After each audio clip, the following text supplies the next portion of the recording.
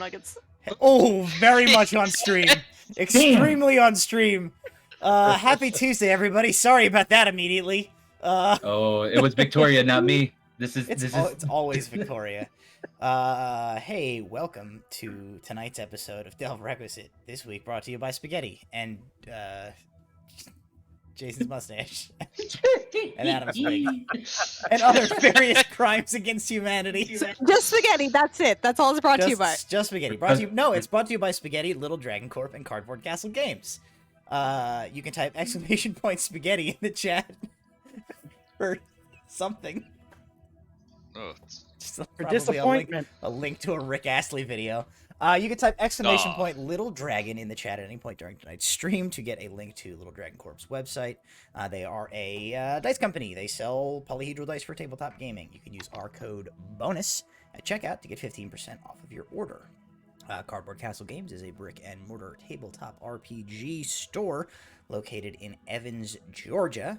If you are not local to Evans, Georgia, if you're not, because the internet exists, and you can do other things besides watch people commit crimes against your eyeballs on Tuesdays on a D&D stream.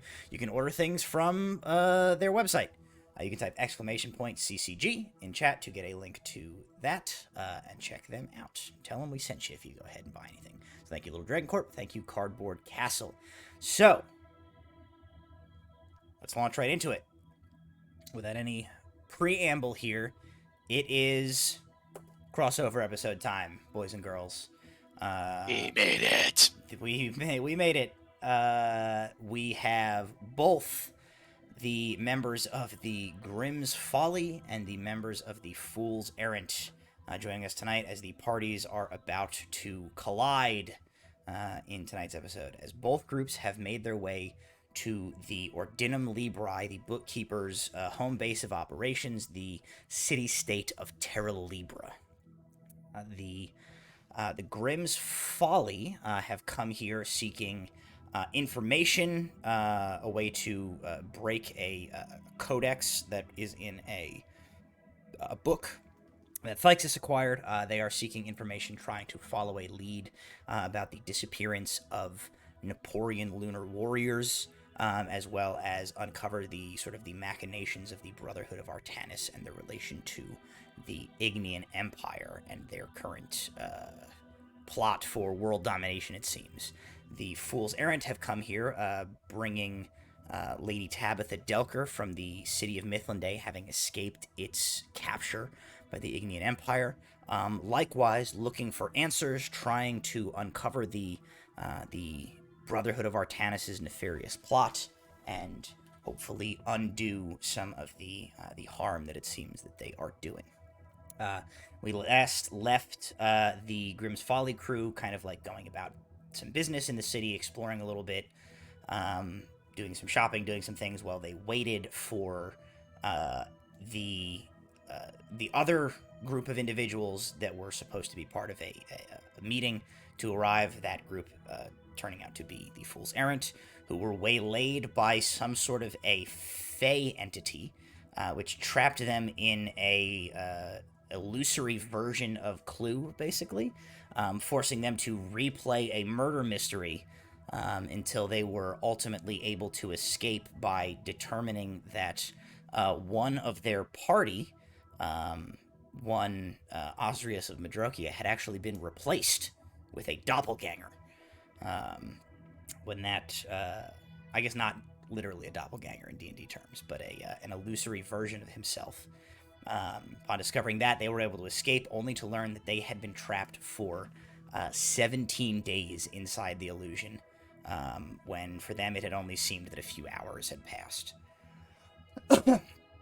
So both groups have been brought back to, are at Terra Libra. The Fool's Errant were teleported back via Torian Idrian. The pirates have already been here. So we will pick up our session today on the day of the council meeting. Pirates, you guys have been staying in the city. Fool's Errant, you guys arrived late last night and were given a set of chambers inside Ladrius Keep where you could sleep for the night. and it is like brunch time, essentially. It's like 10:30, 11 a.m. When both groups of you are summoned. So I'm going to start with the Fool's Errand. So the group of you are in this set of apartments that was made available to you to spend the night. You're kind of told, like, somebody's going to come collect you when the meeting is being prepared to just kind of hang out here and wait for somebody. There is a knock on the door to the apartments. Alar's probably just finishing up the summoning ritual to get Scooter back, and he'll cast Mage Hand to, twist the door handle and tug it open. You open the door. Mishgalantia Kalruk is standing out there. She kind of like peeks her head in, and she says, "Fool's Errand.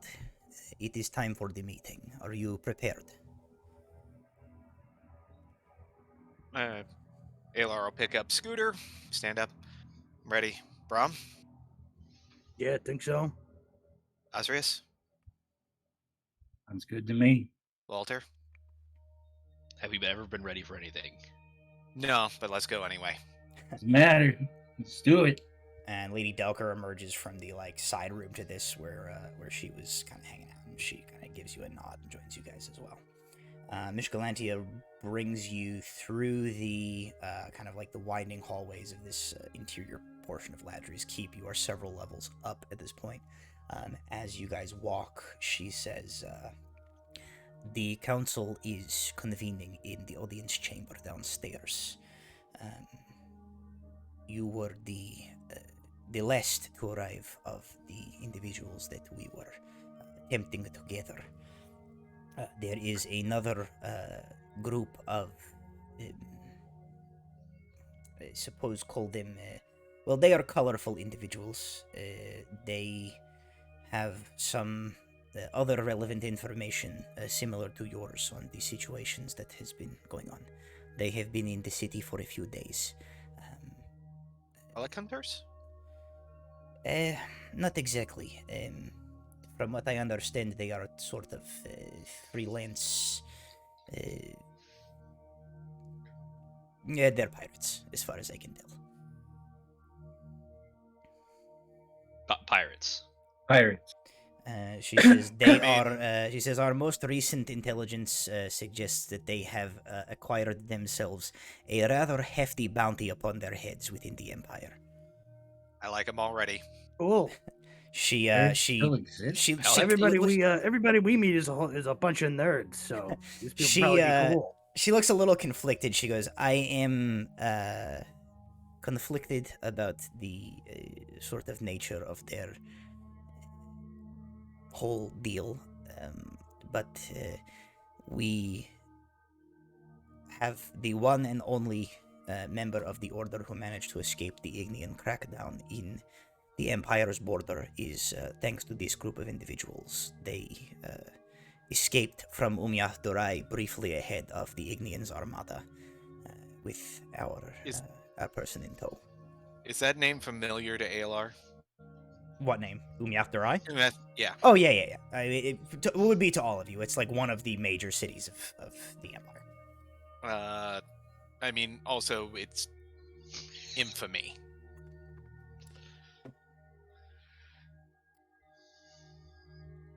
Infamy in what way? It's hospital. Oh, make a history check. 12. You probably don't have like an enormous amount of like information about the establishment there. You might have like heard of it in passing, but it's. I think you probably know like there is like a place there where, it is a. I think that's probably the extent of your knowledge. Like it is a hospital and you know that it's kind of like little shady situation. Okay. Mishkalantia says, yes, they escaped from the bay ahead of the Armada in a stolen Ignean warship and have found their way here. They have brought information, at least our debriefing with our personnel tells us that they are pursuing information that aligns with some of the investigations that your group has been doing. So we felt it was best to get everyone in the same room at once. Our apologies for being delayed. She shakes her head and she says, "It is of no consequence. The last of the Council of Eight only arrived back to the city earlier yesterday as well. So you have not delayed anything by any significant margin." She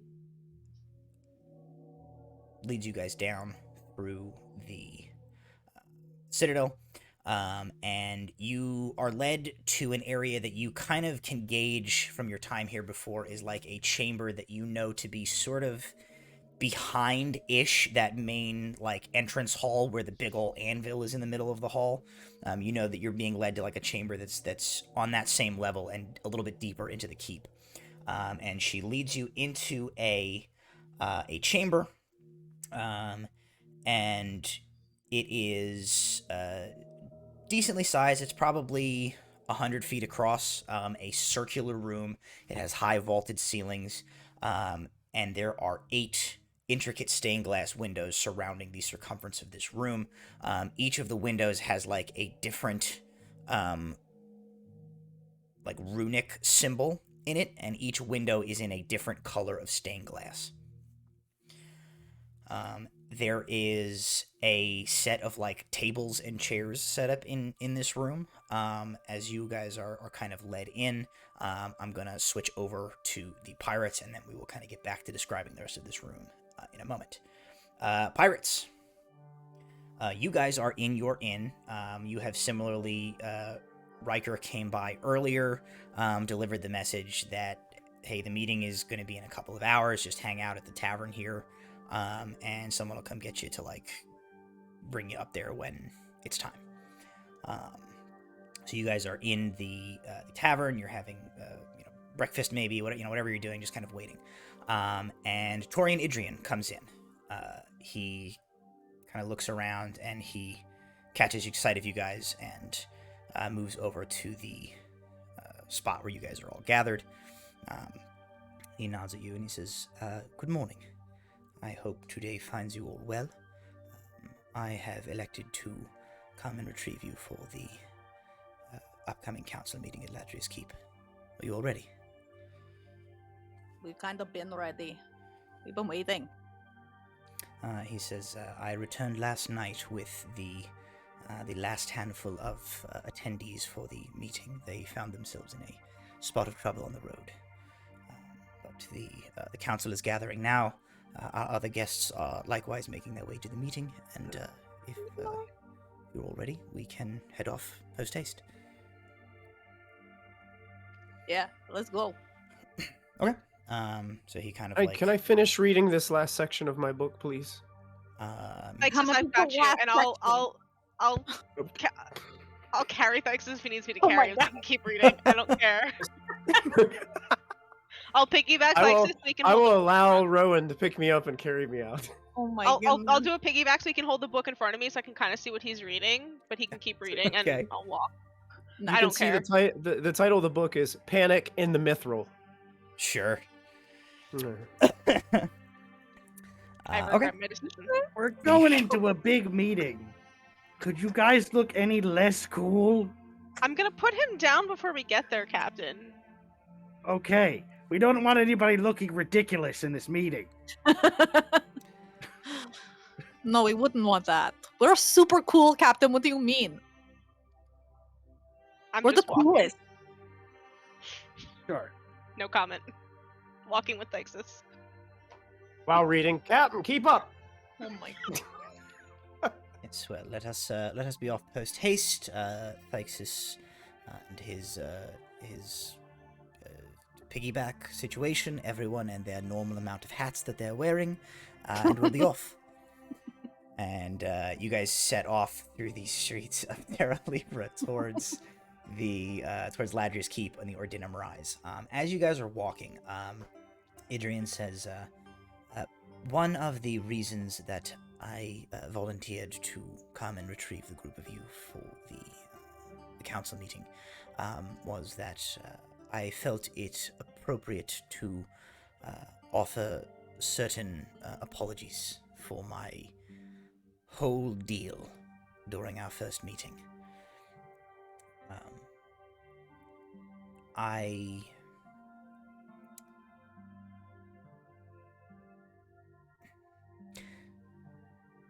As it was the first time that we have made each other's acquaintance, my demeanor was a bit off-kilter, if you will.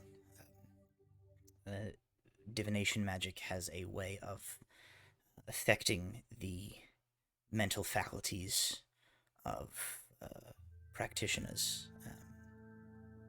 It is much like drink. It can amplify certain unflattering characteristics.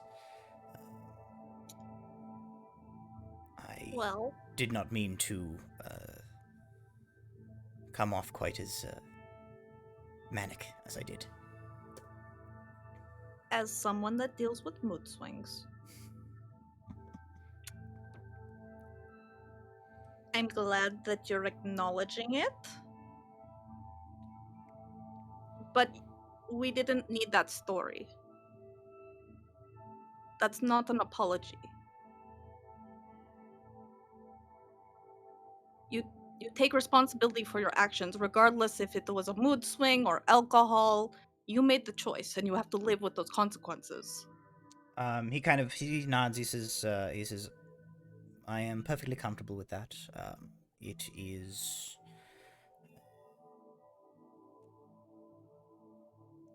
He says, I'm not looking for any sort of reconciliation. If I have offended you in some way or the other, that is a consequence I'm perfectly comfortable living with. But maybe just next time, when you apologize, you think about that. I forgive you. I do. He kind of he says, I appreciate it. He says, we, I think, will have more interactions in the future. I find it best to operate with full disclosure. There are momentous events afoot, and I think all of us shall have a part to play in them going forward. Full disclosure for you. If you ever use divination magic to look into my life again without my consent, then what you will see is me tearing your throat out. He nods, he takes this in stride. He says,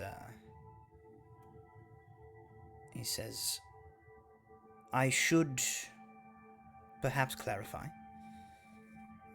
He says, think of it what you will, but I would disillusion you of the impression that I am seeking anyone individually out intentionally.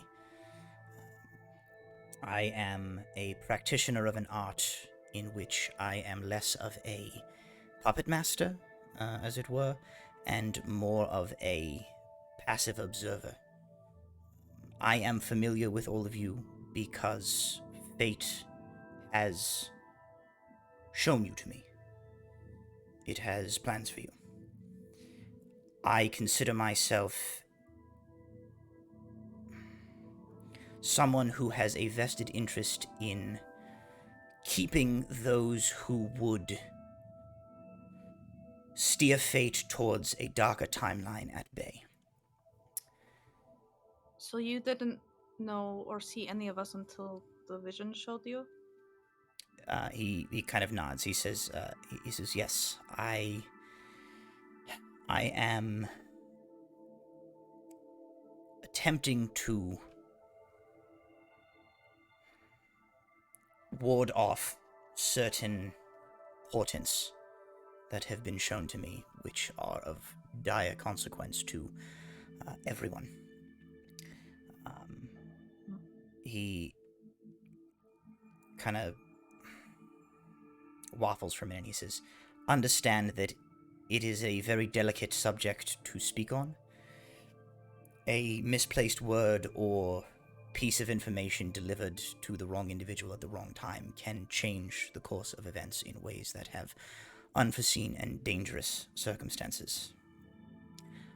He says, the extent to which I am familiar with any of you or your lives are in the ways that the Weave of Fate has deemed to show me, specifically as it relates to the part that any or all of you may or may not have to play in events to come.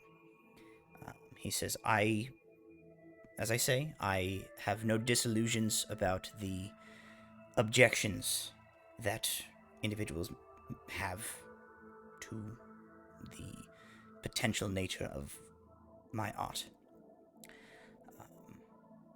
I have been following this course for a very, very long time, and I would consider myself supremely disinterested in the personal opinions of any one person about myself. I am concerned only with attempting to protect the Weave of Fate. So full disclosure on top of the full disclosure. I will tell you this much. I have taken direct action in a way that has affected the course of the group of you precisely twice. The first time was to provide a set of coordinates to one Captain Nathaniel Thorne, which directed him to intercept at the appropriate time the vessel, the Barjack. The second time I intervened was to hijack a barge, load it full of explosives, and sail it to a precise set of nautical coordinates at a very specific time in order to intercept an arcane barrage fired by Umyathorai's defense cannon and facilitate your escape from that city. He kind of like, he's still walking as he's saying all this, but he kind of like, he puts up his hands and he says, in those two instances, the odds of a course of events that would have led directly to all of your deaths was high enough that I risked direct intervention to sway things in your favor.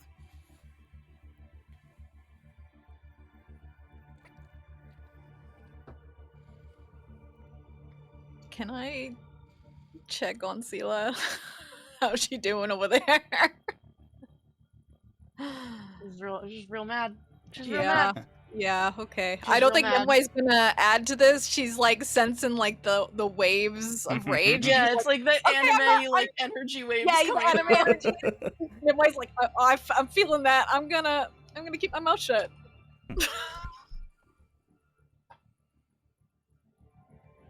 I look at the captain really quick to see if he's gonna comment or anything. Rowan's not sure if she wants to get involved in this as we're walking right now. Murderbit doesn't say anything, but more sort of along the same reasoning as Nimue of like, we're not going to get into this in a hallway on the way to a meeting. Yeah. Getting that sense and kind of looking at everybody and then just Yeah. sensing that Thixus is either listening and keeping his He's mouth half shut or listening. not listening and just reading. Rowan's just gonna keep There her it mouth shut, but she's gonna remember this for later and we'll be cornering this creepy mofo later. Okay.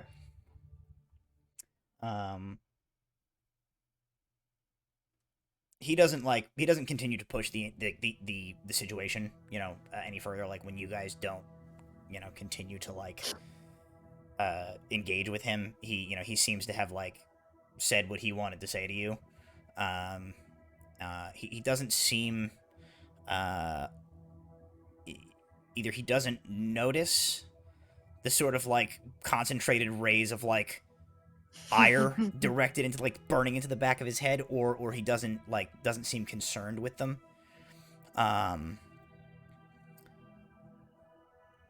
He just kind of leads you on through Ladry's Keep. When you guys get there, he leads you through that big chamber that you guys arrived to the city in, and through towards the back of it. He says,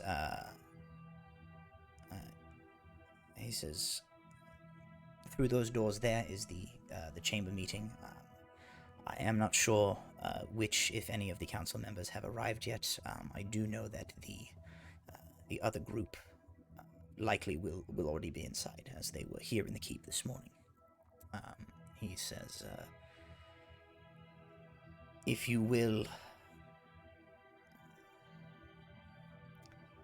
permit me, without direct violence upon my person, to offer you one more bit of portentous information. The individuals inside that room, fate seems to have a plan for all of you. And whatever is in store, it is likely that your two groups were destined to meet.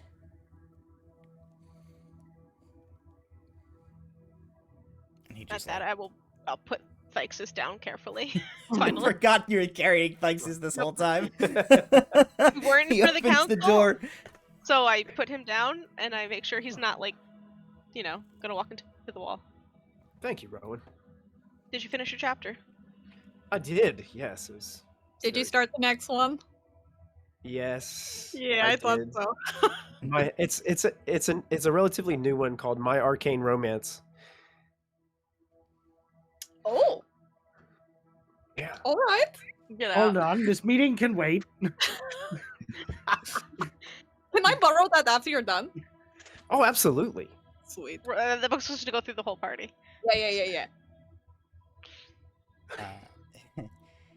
As you guys walk in, Tori and Adrian, Thixus, he kind of leans towards you and he says, actually, I met the author of that book. Oh, really? He passed away some time ago, but I did manage to hear his famous last words. Uh-oh. I'll tell you about them later. He gestures you inside. Oh no, he didn't just do that to me. Now what are we thinking Yeah, about that's all I'm gonna. that? That's what I'm gonna be. That's right, Captain. I'm gonna be thinking about that the whole time. Thixus, we have to focus on the meeting. Meeting is rolling. We can corner him about that later too. Okay, add that to the list of things we need to interrogate him about later. I wasn't interested. The He single was thing actually that guy said. assassinated. I He swear. was stabbed, and his last words were, "I'm not okay."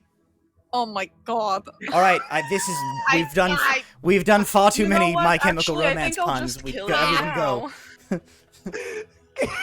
Everyone go inside, please, before this becomes unbearable. We're gonna murder you if we don't.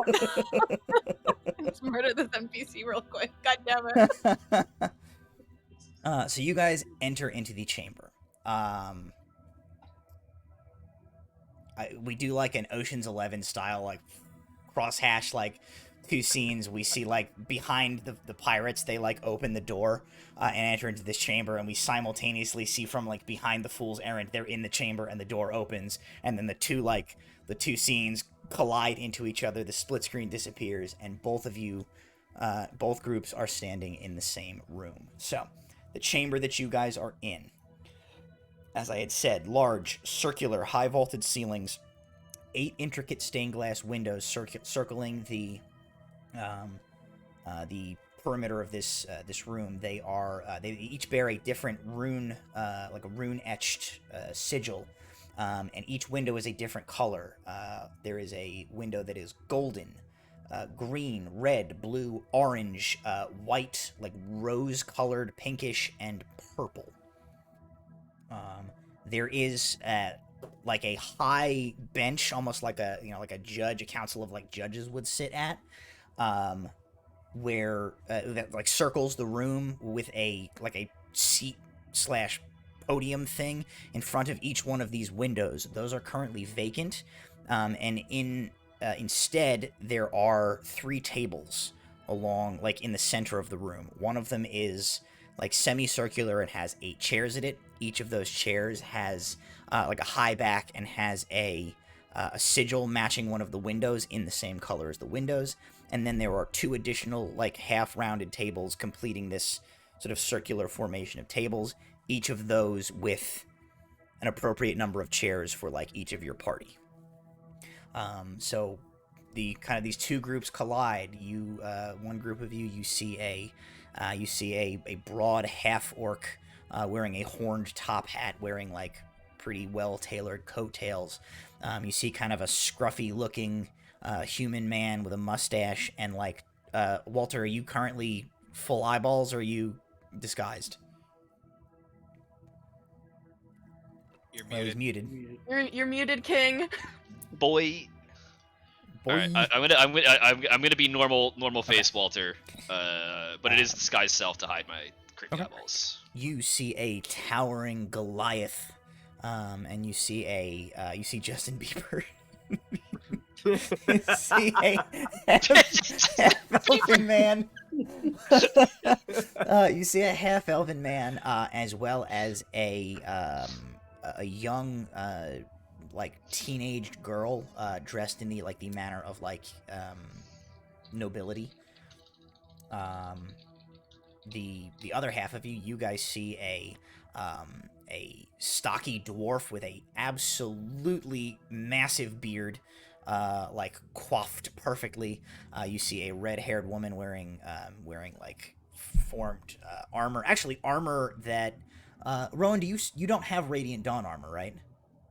So just like an armored woman. It's like Napoleon armor, yeah. That's right. He made it like stylized to more normal armor, but it was Napoleon made. It's blank. There's no symbols on it. You see a like sort of a tall, lean,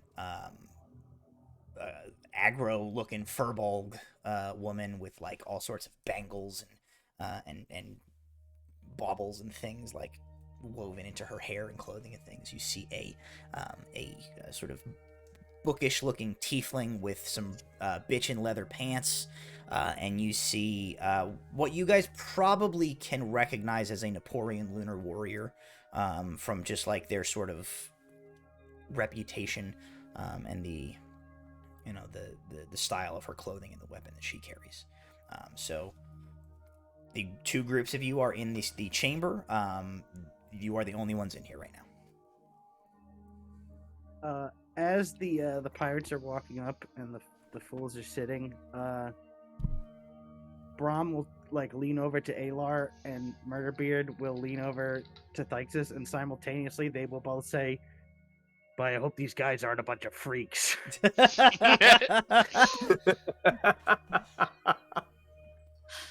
Amazing. I'm not taking that bet.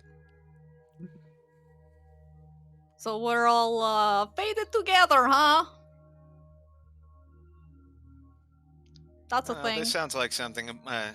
All of us? Yeah, this sounds like something a bard would put together as a story. So who are you? What makes you so special? Nothing. Oh, did Torian tell you you're special? That's No, he said that you guys are like weaving into fate, and now somehow we are too. Yeah, he likes to say a lot of things, and I like to picture myself hitting him. Yes, I agree with that. Scylla lets out like a single little chuckle.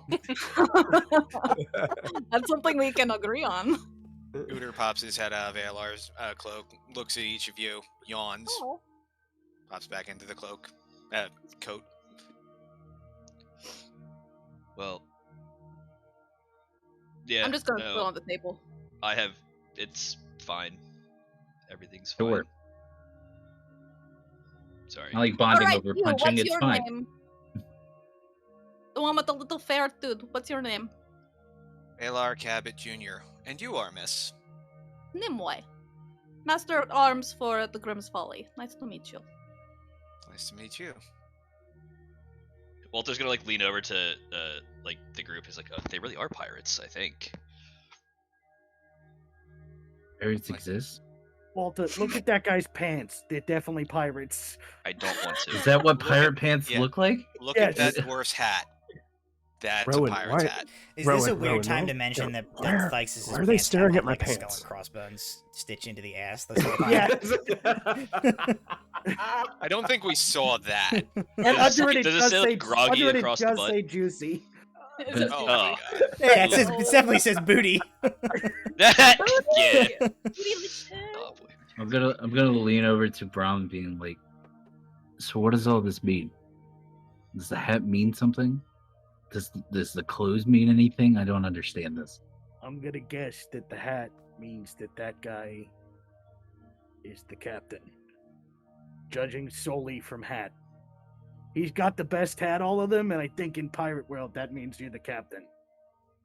And on that note, Murderbeard would be like, Captain Macbeth Horatio Murderbeard at your service. And Bob's like, oh, I knew it. Called it.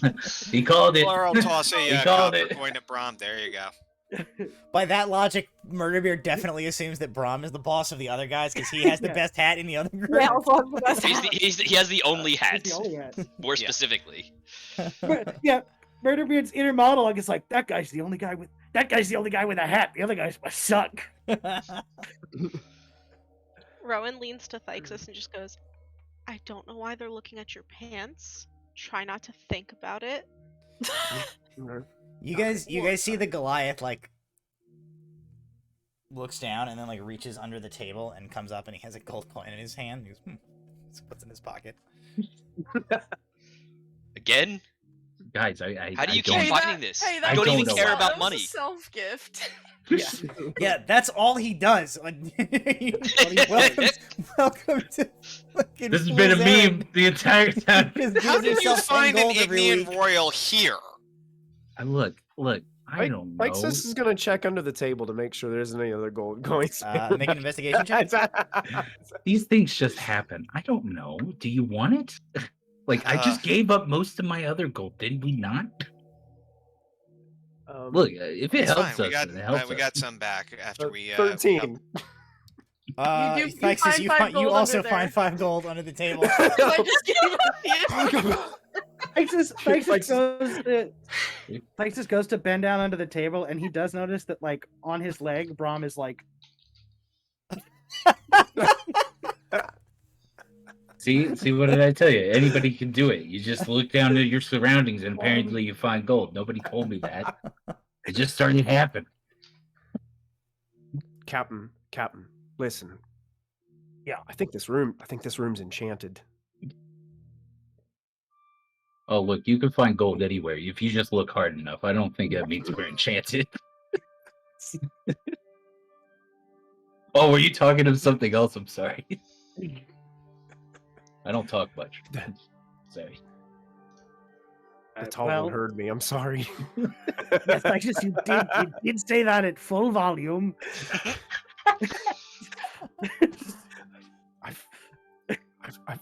I forgot to turn thaumaturgy off. I'm sorry. It's hard to have a private conversation when you start the conversation by going, Captain!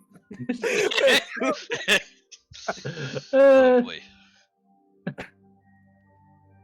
So you guys Likes his box, it's 5 gold and just goes to his seat. you guys chit chat for a little bit. Everybody keeps finding gold places, and eventually, the same door that the pirates came through opens back up, and a group of people enter into the room. They are 8 identical figures. They are like exactly identical in like size and shape, like dimension of their person. They have hoods which are pulled up You cannot see any like defining features. They appear to be like entirely androgynous in form. You can't tell anything about them. The only difference in the group of them is that all of their robes are different colors, corresponding with like one of the windows and symbols that you have seen around the room. Do any of those runes register as language? Make an Arcana check. With my special eyes. How's an 18 do you? You know pretty much immediately that those symbols are the arcane symbols registering like 4 schools of magic. So the golden window is the conjuration school, represents the conjuration school of magic. The green window represents the necromantic school of magic. Red for evocation, blue for abjuration, orange for transmutation, white for divination, the pinkish, like rose-colored, for enchantment, and purple for illusion. So each of these individuals come into the room. They move over to their seats. Several of them, like as they come in, give like sort of like either like a head nod or like raise a hand or whatever, like greet you guys. They acknowledge you as they come in. It's not like 8 hooded identical figures like float into the room and go over to their seats. It's just like 8 people come in and they like, some of them see you and they're like hello, and they come in and they go over to their seats.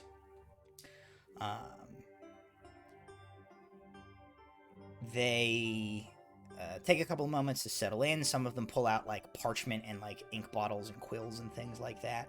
At least one of them you see like sets all this up and then like snaps their fingers, and the quill goes like dips itself into the ink and then like poises itself over the parchment in front of them.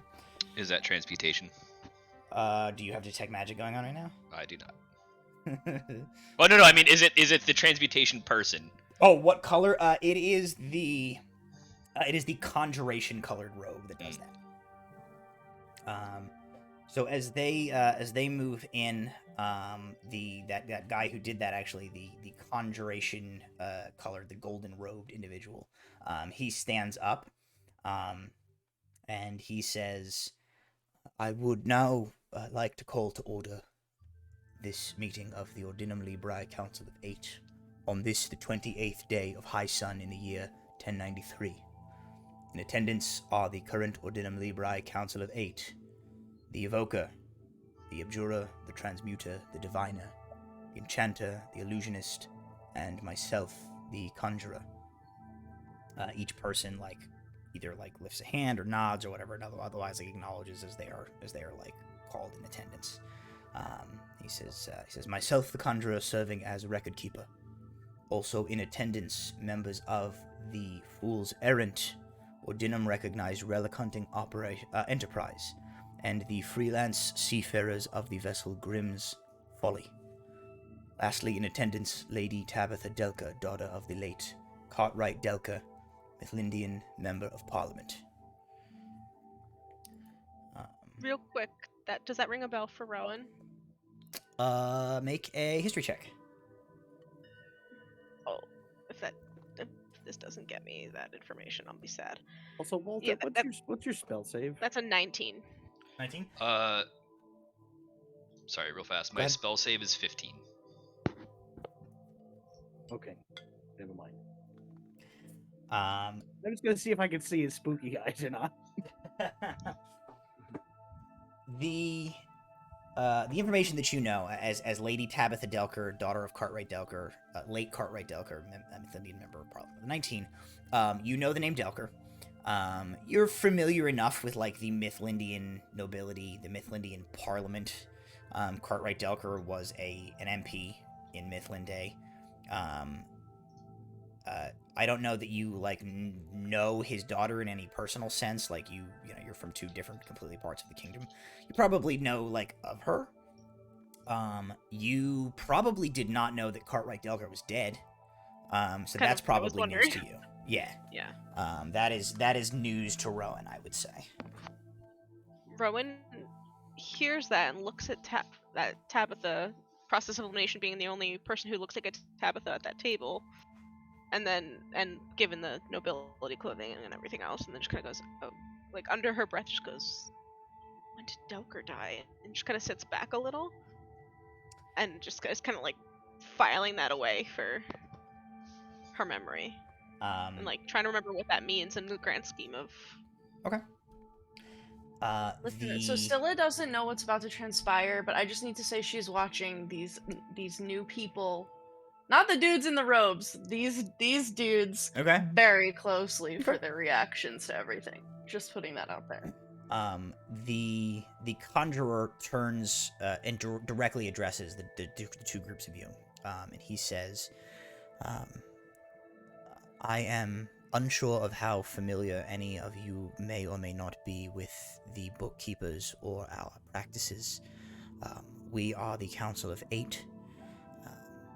The Ordinum Librae, since its founding, has been guided by a council of individuals considered to be the most learned in their particular schools of magic. The purpose of the council is for a group to offset one another's individual ambitions and ensure that the organization stays focused on the betterment of all beings. The identities of the council are kept strictly anonymous. The reasoning for this is to prevent those who would seek to sway decisions of the Ordinum via outside influence or any corruption from knowing their identities and attempting to ply council members. I point this out only to explain the necessity of the enchantment that has been put on our personages during this meeting. It is, from past experience, an affectation that can be misconstrued as an attempt at intimidation or grandiosity. It is, I assure you, intended as nothing of the sort. It is merely a tool to preserve all of our anonymity and maintain the integrity of the Ordinum's cause.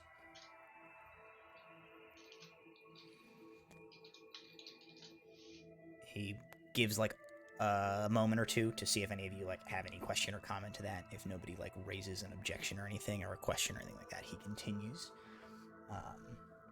And he says, the topic of today's meeting, council members, is to discuss the ramifications of the Ignian Empire's sudden and unprovoked aggression upon sovereign Mithlande, as well as their violation of the neutrality agreement with the Ordinum Librae that has stood for 4 generations. In conjunction with these deliberations, we must address the mounting evidence of a shadow organization known as the Brotherhood of Artanis operating in at least 3 of the 5 kingdoms, and it seems directly involved with the current Ignian invasion. To set the stage for our deliberations today, Enchanter, I believe you have prepared a summation of the current strategic situation in the 5 kingdoms. And the Enchanter, in their colored robes, stands up. And they say, yes. And actually, I need everybody to make a... Go ahead and make a wisdom saving throw. Is this a charm effect? No. 17. Okay. 16. 19. 27. I got a natural 20. Nice. Also a 19. 19. 14. For Who who? is 14? Murderbeard is a Brahm is a 14, and Murderbeard is an 18. All right. So anybody below a 14, nothing really like dawns on you. For those of you who made the save of that 14, you can tell that as the Enchanter speaks, you hear their voice, is delivered to you. You can tell that the voice is being magically modulated to disguise like gender and like certain like parts of like inflection or accent or something like that. You can't hear like the voice underneath, but like you're able to sort of pick up the like kind of the buzz in the air that lets you know that like this person's voice is being modulated in some way as part of this overall like enchantment that is on them. But they speak. They say, yes, now calling to order. No, sorry, that's the last paragraph. They say, yes, currently we are aware that the Empire has launched what appears to be a two-pronged campaign, primarily targeted at Mithlinde. Roughly one standard month ago, the Empire simultaneously sealed its borders, immediately cutting ties with all embassies and enclaves from the Five Kingdoms, including our own, and imprisoning the foreign emissaries as an armada sailed from their shipyards in Umyath-Durai, and an advanced force entered Mithlinde's capital of Niviria and forced King Aldo's surrender. Currently, the armada sails south, presumably heading for the Cape of Honorand to head for Mithlinde's western border, as their army marches west across the overland border, heading to reinforce their garrison in Niviria, capturing as much territory as is possible along the way.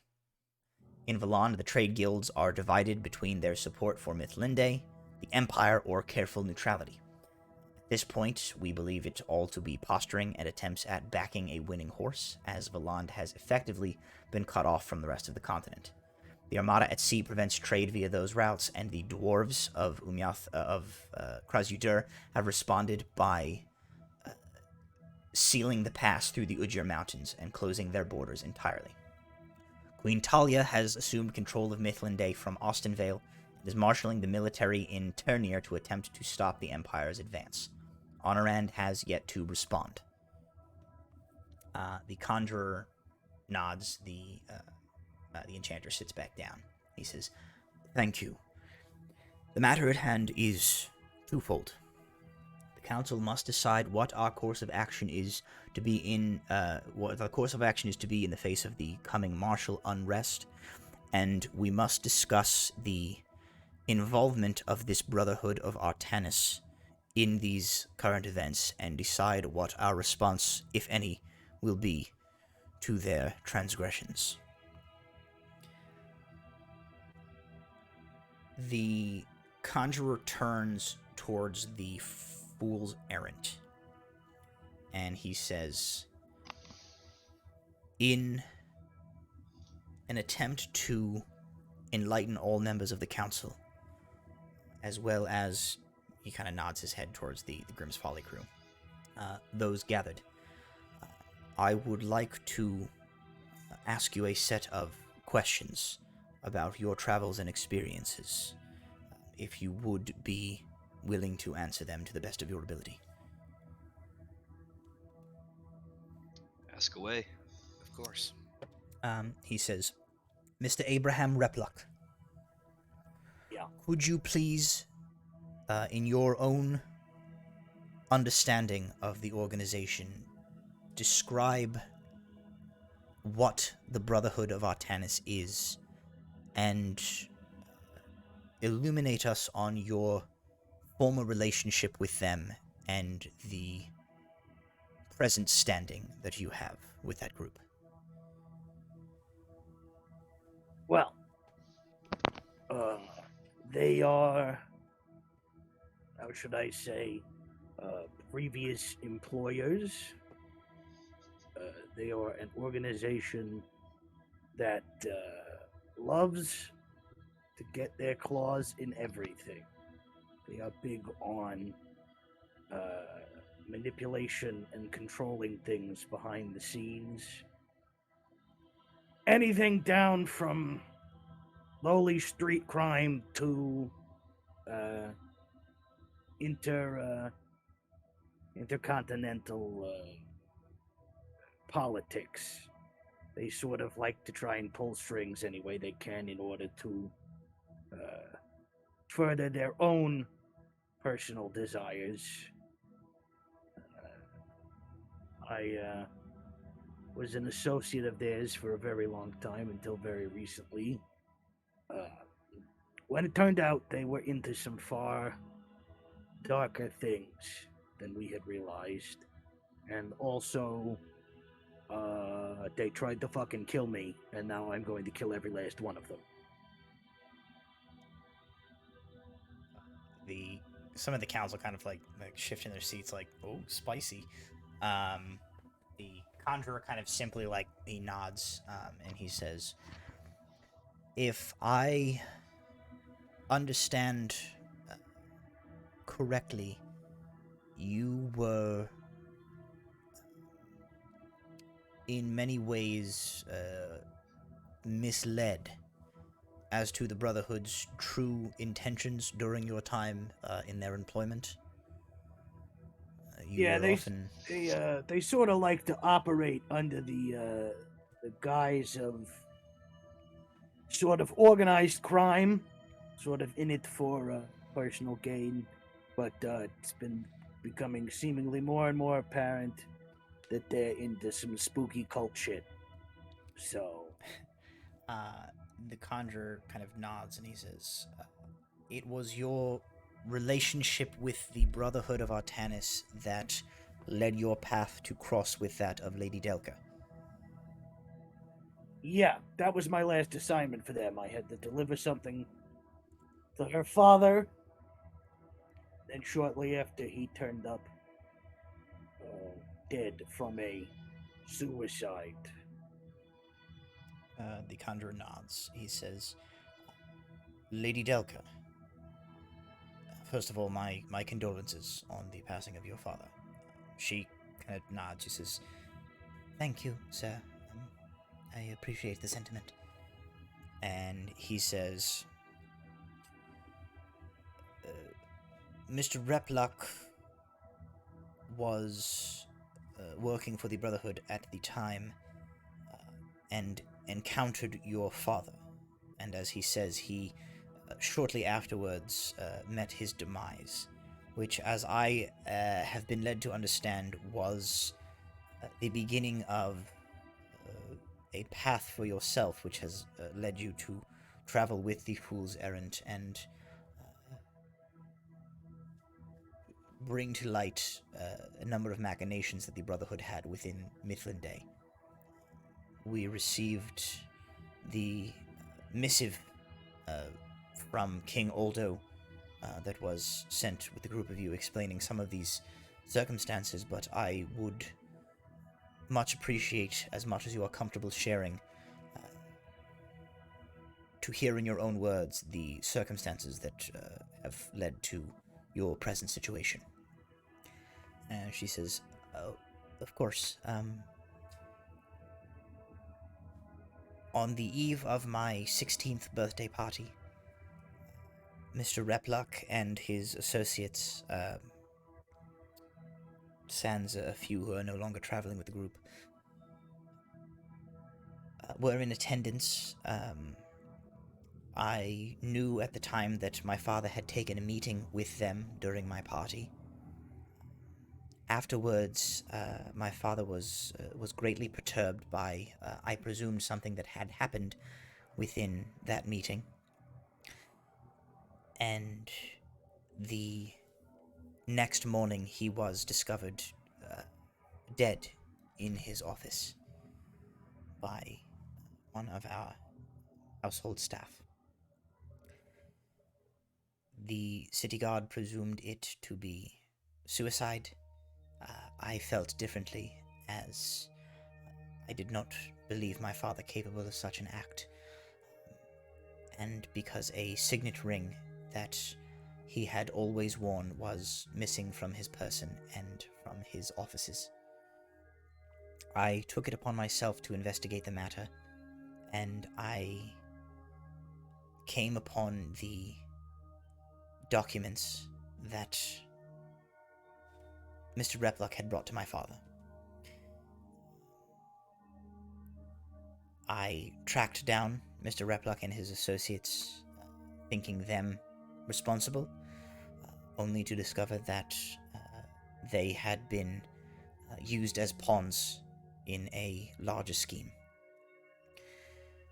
The contents of the document we later discovered were falsified reports of Ignian Imperial troop movements along the Mifflindian border, intended to misinform the Ministry of Defense as to the accurate situation occurring along the border. It was my belief that my father perhaps was, much like Mr. Repluck, lured in by lies or half-truths by this Brotherhood of Artanis and became involved with them. But when he was brought a set of documents to deliver to the Ministry of Defense which would actively harm his kingdom, he elected not to act. And his defiance of the Brotherhood earned him an assassination. This was confirmed when, through my poking around, I earned myself a would-be assassin from the Brotherhood. Mr. Repluck and his associates saved me from this fate and aided me in making my way to King Aldo's protection. I shared with him everything that I had discovered, and this spurred him to launch an investigation of his own, in which he was able to root out signs of treachery within his own royal court. It was through this course of action that the king came to call on the Fool's Errant shortly before the events which transpired a month ago, resulting in the fall of Niveria. We unfortunately were unable to stop the plot in time to transport Ignian forces directly into the heart of Mithlinde. The Brotherhood of Artanis is intimately tied with these plots of treachery. It is clear that they have been working with the Ignian Empire to seed false information and set Mithlinde on the wrong course, making them more susceptible to this coming invasion. To what ends, I can only speculate. And the Conjurer nods, and he looks to the rest of the Fool's Errant, and he says, do any of you have any other relevant information involving the Brotherhood, or your experiences with them, or their involvement in the current situation which you feel is relevant to bring to the Council's attention? I will raise my hand and stand, or I guess Kinda nods. he'll stand. Walter will Yeah, stand. you can 'cause, stand, like, that's fine. His like used to Yeah. this nonsense.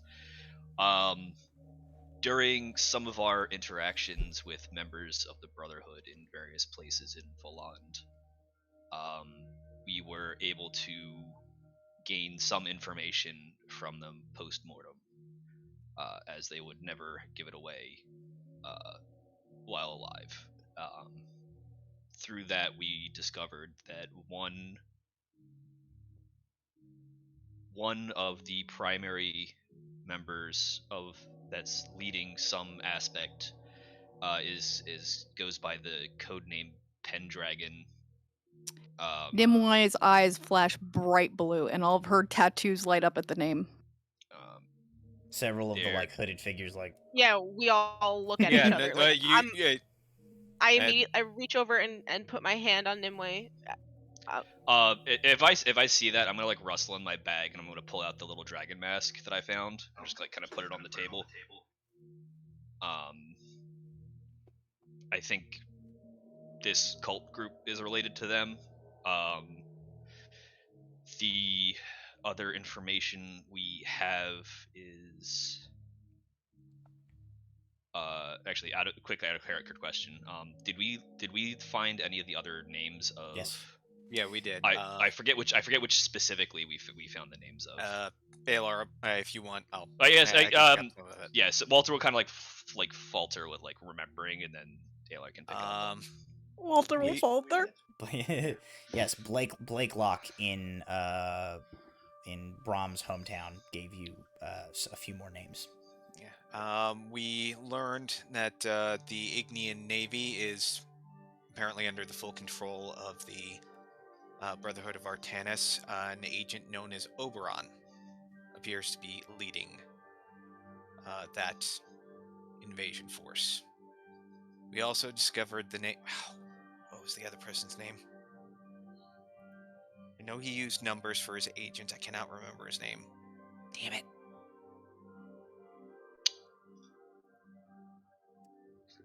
Just gonna look over at Brob and just be like, "Do you remember?" No, you don't. I can give them to you if you need. Yeah. So you learned Pendragon, you learned Oberon, and the third name that you learned from Blakelock, though you did not learn. You learned that You learned Pendragon, or you had already learned of Pendragon. You heard more about Pendragon from Blakelock. From Blakelock, you learned that he operates out of the Empire, has been working on something for years, and he all of a sudden has an interest in mercenaries from the Iolaquis Archipelago. Okay. Yeah. Which is extremely relevant to Nimue. Yes. Oberon, you learned, operates out of the Empire, is on the verge of a major move involving the Ignean Empire's navy. The third name that you learned that you did not learn anything about them or where they operate out of was Lohengrin. Yes. The third was Lohengrin. Unfortunately, we do not know where they operate out of or what their goal is. There is one other piece of Artanis-related information I have, but it wasn't found from the Brotherhood. It was found from an ancient ruin I interacted with. And then I'm going to drop my disguise self and get Spooky Eyes back out. Several of the council go like, woo! The second he does one that, the one in the purple robe, the illusionist, does not react at all. Yeah. the second he does that, I'm casting Detect Good and Evil immediately as like almost like an instinct. Like, what the fuck? Like, detect good and evil. What is wrong with that? I don't know guy's if that sets off with Walter's eyes, but detect good and evil. Nobody looked directly at him. Give me a quick rundown on Detect Good and Evil, just so I can be sure. Fey Fiend, Aberration. Yeah, for the duration, if there's this aberration, celestial, elemental, fey, fiend, or undead within 30 feet of you. Does this also include, is part of that description like hallowed and desecrated stuff? Is that part of that spell? Yeah. I think so. So this is not a strict rules as reading of this. Matt, I'm gonna message you something too. Okay. You do not get the sense that like Walter is evil. Or is like he's not a fey fiend, he's not nothing like that. You can I think you can get the sense from this with your like divine paladin-y senses, that he is has been deeply cursed. I sent you a little bit of also possibly relevant information if you feel like using it for that purpose too. So, it's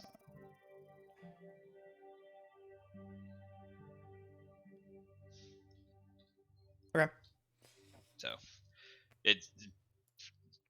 yeah. If you want to use it, sure for that. If not, don't worry about it. But I figured it would be fun. So, but yeah. So, after he drops his disguise self and watches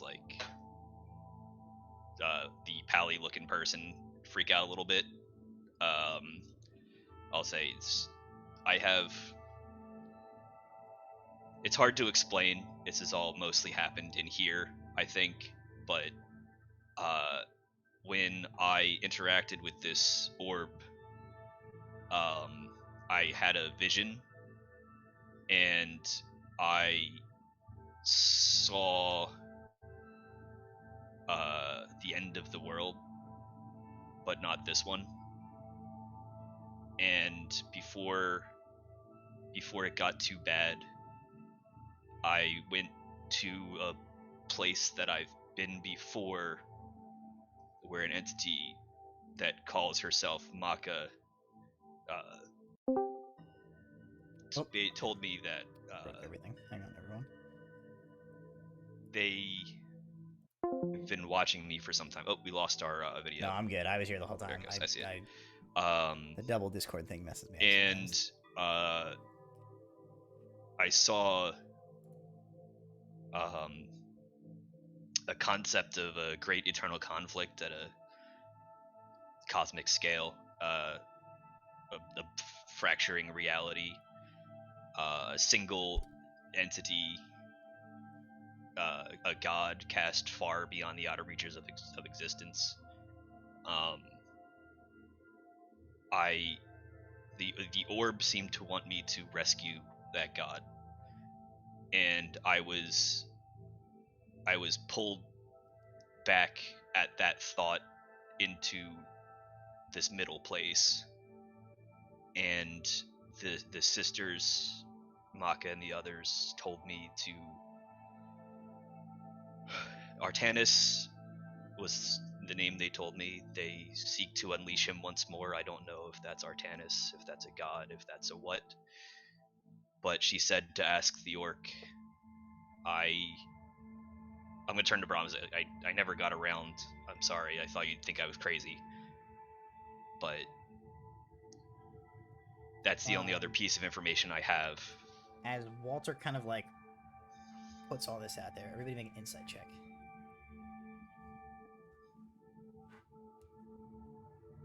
$18.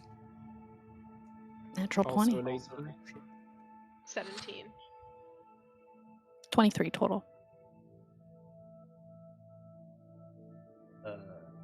I Rom rolled is real a- bad. Rom is a 6 and Murderbeard is a 21. I think Osrius is still trying to get his Yeah. dice Sorry. It's not working on the website. out. That is a 15. Okay, so 15 was the mark. Anybody above a 15, you notice as Walter kind of gets to the end of this, several of the hooded figures on the council. Oh, should I make an insight too? You can, yeah, you can. Oh yeah, okay. That's a 14. So Okay. I'm You too guys busy see- remembering to notice. So anybody 15 or above, yeah. And Sela, I think you had said you're like staring down the Fool's Errant real hard, so you maybe are not looking at the council. The Abjurer, the Transmuter, and the Necromancer like turn and look at the Diviner as like Walter says this, and the Diviner you just see is just like has just steepled their fingers and does not make any other like reaction. But that's all you guys see. The Conjurer says, "Very well. If any of you have anything else to add that you feel is relevant, feel free to speak now." There were other visions, but they are not directly relevant to Artanis. So, and then I'll sit back down. Alar will stand up. One last thing, an artifact that we found while in employ of your new members, the former collective, the Arcane Eye, the Bullseye Lantern, that made its way to the obelisk. The Abjurer nods and says, "We know the artifact you speak of. It is secured in the ziggurat." And as the Abjurer speaks, you guys, those of you who like seceded before, you can tell that this person's voice is being modulated as well. We believe that they were investigating that for unknown ends as well. And Alar will sit back down and start scritching Scooter as a bit of a nervous habit.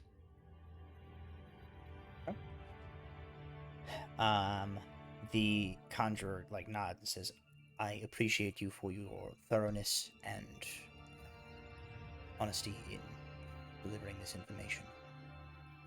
They turn towards the pirates now, and says, "Crew of the Grimm's Folly, It is my understanding from our debriefing with our Enclave head, who you returned to us safely, that you also have had interactions which suggest that the Brotherhood of Artanis is at play. We only know as much of your exploits as we were able to learn from our debrief with her. But I would first like to extend to you the sincerest gratitudes of the Council of Eight for returning one of our own safely to us. She is, as I mentioned, the only member of our order who made it out of the Empire's territory when they closed their borders. And that is thanks entirely to you. They say, would you be so kind as to illuminate us on your own experiences as they relate to the Brotherhood of Artanis and their machinations, that we might better understand the scope of the current situation facing us? I look at Nimue to see if she seems steady enough to talk. You see Because her, she's like, it's a struggle. It's definitely a struggle, but she's like trying to go through her breathing exercises at the moment to calm down and not just start asking a million questions instead of going by the process. It's gonna. Yeah, I think she has to. I'm okay. She'll see you looking at her and tell you I'm okay. I'll squeeze her arm and just say, "Let me know if you need me to take over." I mean, you have a better memory than me, so feel free to interject. I'll jump in if you need me. Oh, where do we start? I guess we could start at the beginning, because that's how we found it. We were rescued from slavery off a vessel. And when we went through and looked for information on the people that took us, we came across a letter asking for my people, asking for lunar warriors, Napoleon lunar warriors specifically. And it said to bring any that they found to Pendragon. We followed the leads. Eventually, we went in undercover, sold me as one of the slaves, and I went in.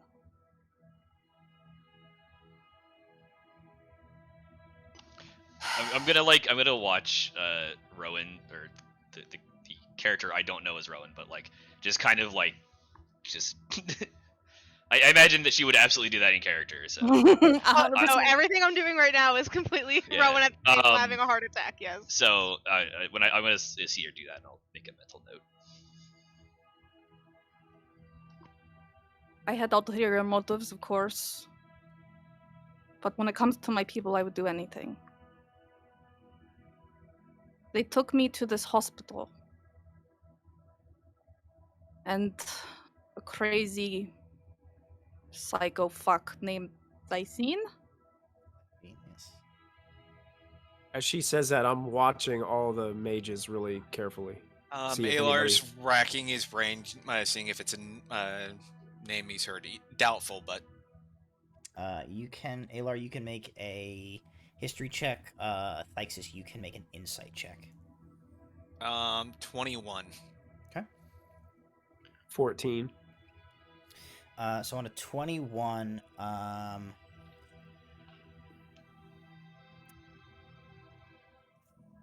Lysine, Alar.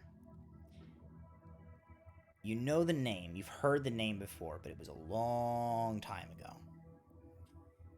And the context in which you know that name is that you know during the Amaranth fever outbreak, which was claiming indiscriminately the lives of people in your village when you were young.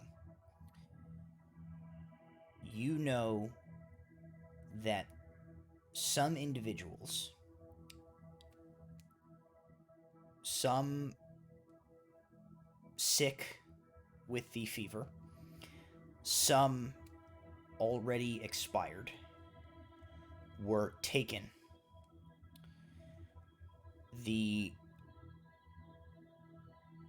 common folk were not told what was going on. Only that they were being taken away. But you overheard that they were being taken somewhere to be examined or studied in some way that you don't know any of the context to. But you heard that they were being taken to someone called the Scene all those years ago.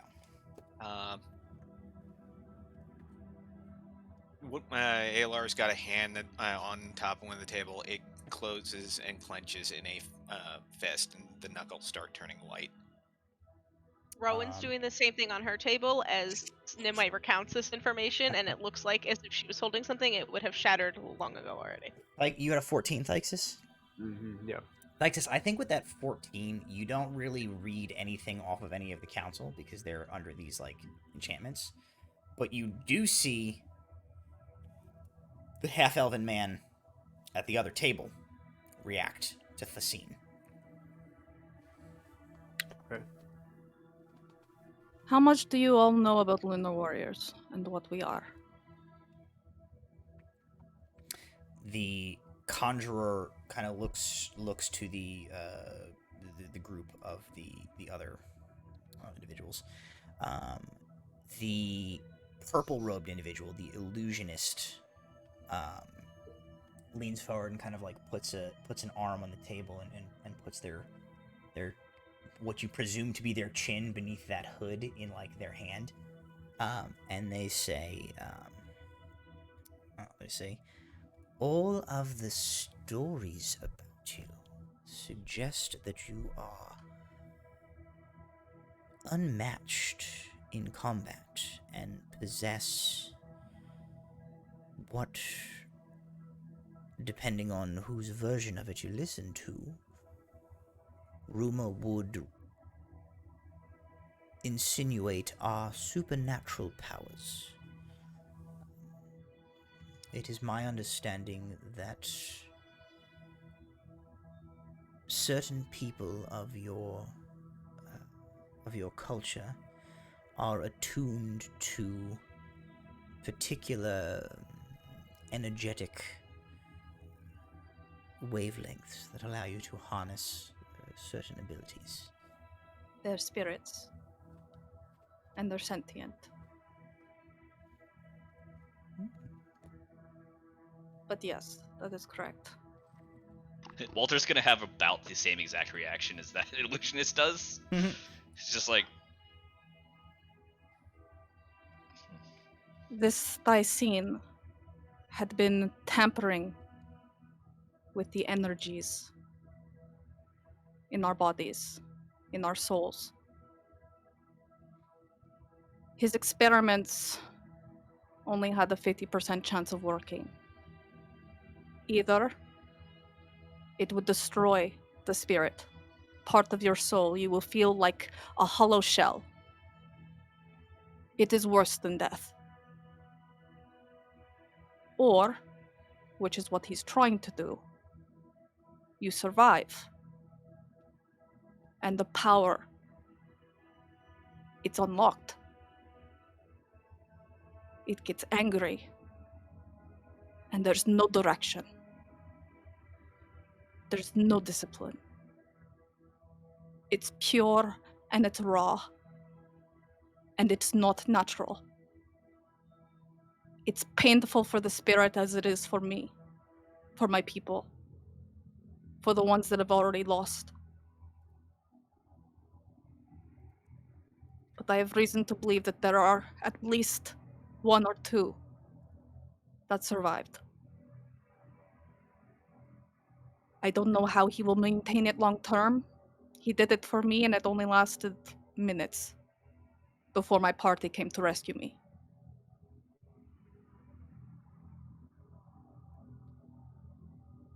The abjurer, kind of like makes a series of like arcane gestures and casts a spell, and you see a like a big like tome appears floating in the air in front of them. They begin flipping through pages. You see the other like council members turn to look at this individual, and after a few minutes, the abjurer goes and puts their finger on a line in this tome, and they say, "Here, Lorsan Thessine, permanently banned from all access to Ordinum Librae resources 27 years ago. Currently dead." The abjurer kind of looks at you, is like silent for a moment, and goes, "Good, fucker." That's an He understatement. was one of you. Shakes his head. He says, "No." And he says, the Ordinum Librae maintains a policy of open sharing of information and arcana to all who seek it, but the Ordinum Librae is not so foolish as to allow anyone have unfettered access to knowledge and power that could be abused. When individuals deem themselves unfit, they are banned from access to Ordinum resources. They say, I was not the abjurer at the time of this, but I was working with the individual who was, and I had access to this. I thought the name sounded familiar. Well, he's been collecting us for some time now, and the Empire made a move on Aporia not that long ago and tried to attack during a Luna Warrior ceremony. They tried to take our children, our young warriors. We were able to stop them, but if we weren't there, they would have tried to take them all.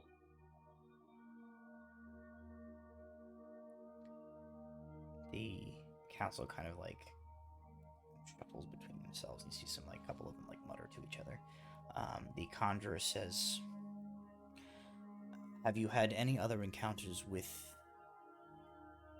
this brotherhood or those with connections to them that are relevant to the current situation?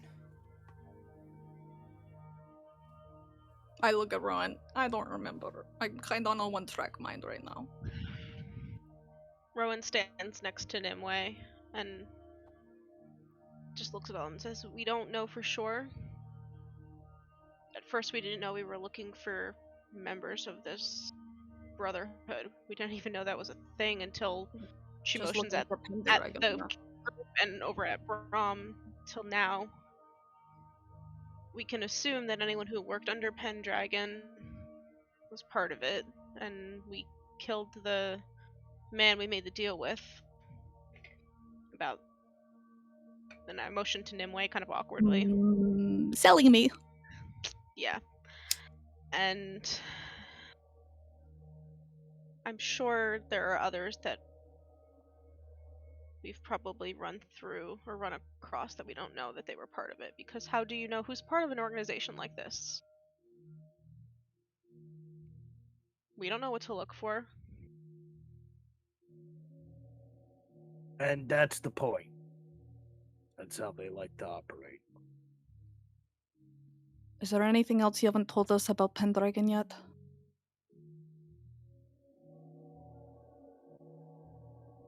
Fuck. Was that to Brahm or? That was to just your group in general. Yeah, Walter will just kind of like shake his head quietly. Yeah, we don't know much. I don't Afraid not. Fuck. The conjurer says, I believe that all of your information has given us as clear a picture as we are likely to get on the current situation. It seems apparent to me that whether they are aligned in their ultimate goal or not, this Brotherhood of Artanis and the Ignean Empire have common enough interest in seeing a disruption brought to the Five Kingdoms. The Igneans, I have no doubt, have the ultimate goal of reclaiming as much of Orahol for their own as they can manage to grab. They have never been quiet about their convictions that they are the rightful overlords of all of the continent. I very much suspect that this brotherhood may have ulterior motives, and perhaps, if Mr. Gray's visions are anything to go by, significantly more apocalyptic motivations. But at least for now, their means suit one another.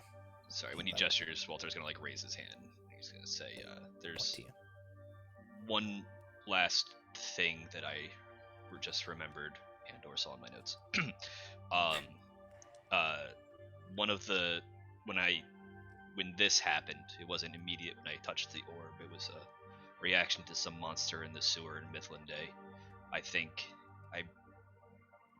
Anyway, the visions of end of worlds, these worlds, maybe, I don't know. Maka told me one thing. I don't think she can protect me from whatever this is as much anymore. But she told me a promise was once made, the greatest lie ever told. This knowledge represents a pact, and there's a terrible cost that comes with it. I have shown you the truth, but I can only slow the process. It will be harder. Others have seen what you've seen, and the lie threatens the world. This is only the beginning. I am of the darkness, and I only have so much power left. Seek the light, seek the dawn. It is your only hope. I don't know what that means, but that's the last thing I remember hearing. Hey, Rowan, go ahead and make a... Yeah, seek the dawn. I was like, I'm sorry. Make an insight check for me real quick. Yeah. Jason, remember the visions that you saw? Didn't see the rings. That's a 19 insight. Well, it's like, which is really good for me because I don't have a lot of pluses. Yeah, I remember that, but Walters doesn't find that a relevant point right now. I wasn't sure whether you forgot or just didn't bring it up. Walter tells this to the council at large. Rowan, he says that some sort of an entity in his mind told him to seek the dawn. The source of your power, the source of the power of Paladins of the Radiant Dawn, you know, or you have been taught anyway, is something called the Star of Dawn.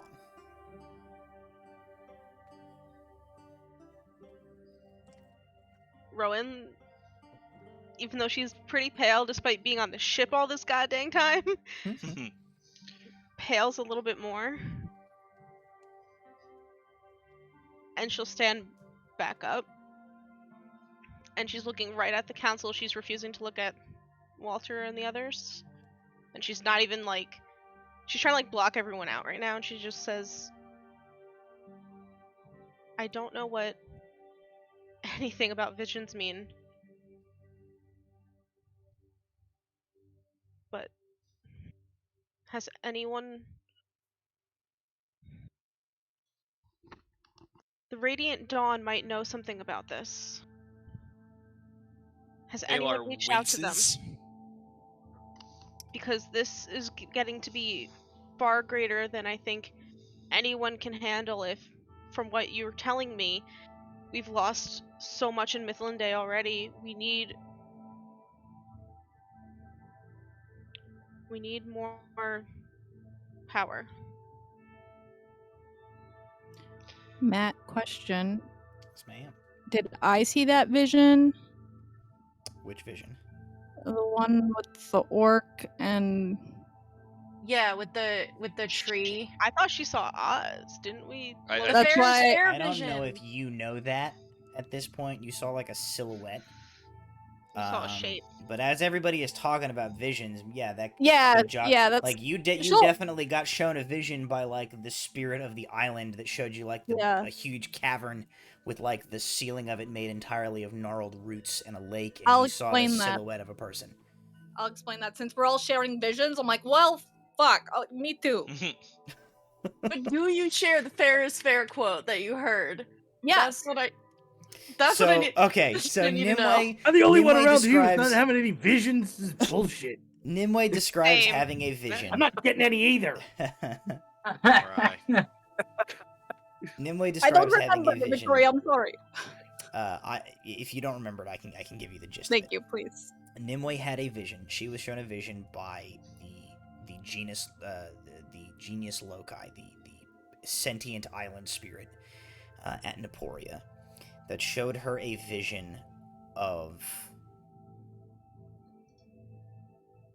a space which was seemed to be like a massive underground cavern with a completely like glass smooth lake inside it, and the ceiling of it was made entirely of like infinitely intricate interwoven tree roots extending up to the top of the space. And in that vision, she saw two figures standing together. One of them was like a hunched, sort of gnarled looking individual, and the other was like a massive, broad individual. And the last thing you heard as part of that vision, Nimue, when you woke up, was you heard that silhouetted individual speak the words which echoed in your mind, and those words were, "Fair is fair." I say that. I feel like all of the fools. Yeah, and I imagine everybody goes. No. Despite the fact that the chair does not rotate, Swivel? somehow Yeah, Alar's they all chair swivel. rotates. Yeah, No. you hear the sound of Yeah, Tabitha even three turns. different- Wait, no. Everybody turns. Except Osria's, still looking down, kind of at the table, and then looking back up and being like, "Oh, I say that."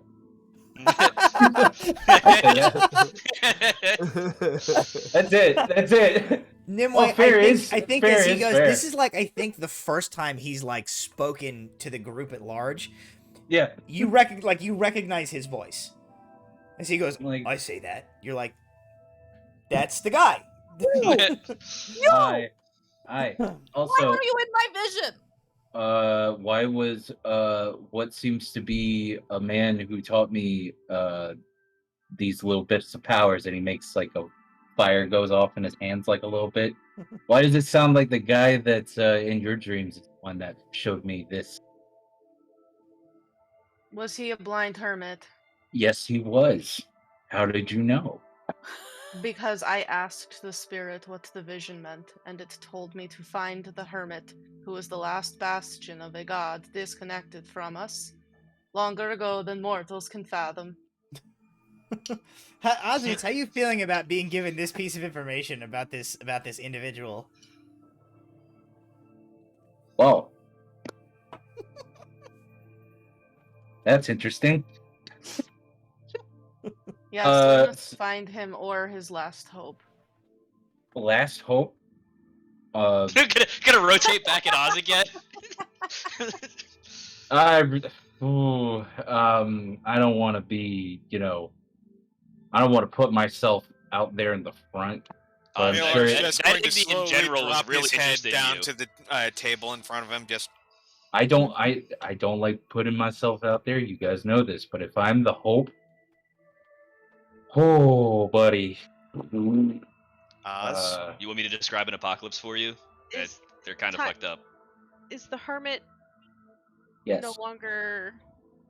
He shows up. He shows up when he wants to.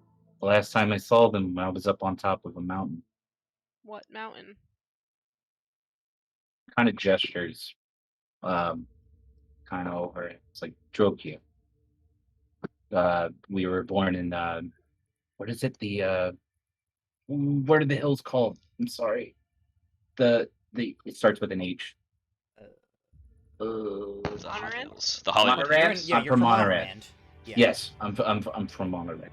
So the hills over on.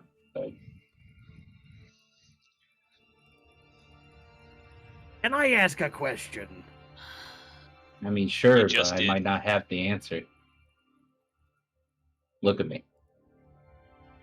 What the fuck is going on? It seems like Everybody's having dreams of other people. yes. And you're not. Captain, you're kind Captain. of pot calling the kettle black right now. Oh, so you're I'm having just visions very too? confused. Me too.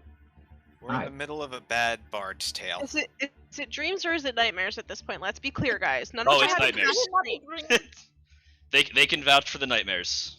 Me seeing the tree didn't seem like a nightmare. I felt kind of fine. So one person's having okay dreams, and the rest of us are just screaming every night. You too, huh? I'm having nightmares, but for different reasons. Oh, I'm sorry. I'm gonna redisguise self and get my eyes put away. You don't.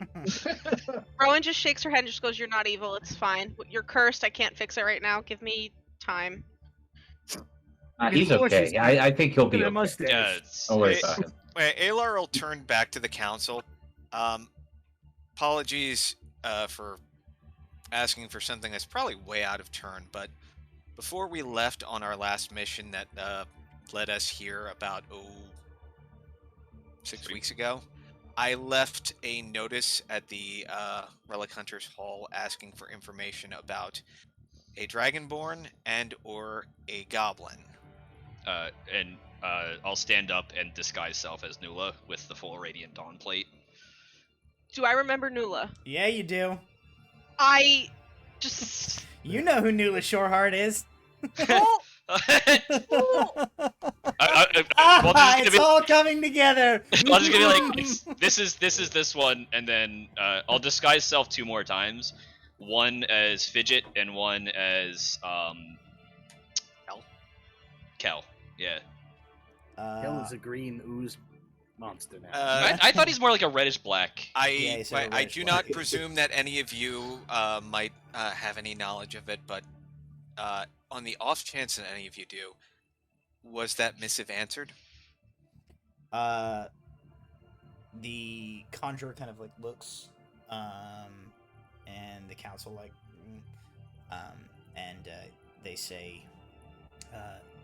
that is not information that has made its way to us. I would recommend you return to the Relic Hunters Hall and see if anyone there has any information on that matter. Thank you. He thanks them. He looks very significantly at Rowan because of her reaction, and then sits back down. Rowan, Real quick. worst poker face in the 5 Kingdoms. No, Rowan doesn't care to try right now because this is literally like, what the fuck are we gonna hide at this point? Do I remember? I remember Nula, clear. Do I remember the details of her leaving? Would I have known any of that, or do I just remember she being gone today? No, you left before she did. I left before her on my last trip. Your departure from the Order of the Radiant Dawn, Was Nula before she Shoreheart was still there, like stationed in Lyra at that time. Okay. So the fact that she apparently now I'm more fucking the fact that she also left and was with these clowns for a while and then has like done something else, all of that is news to you.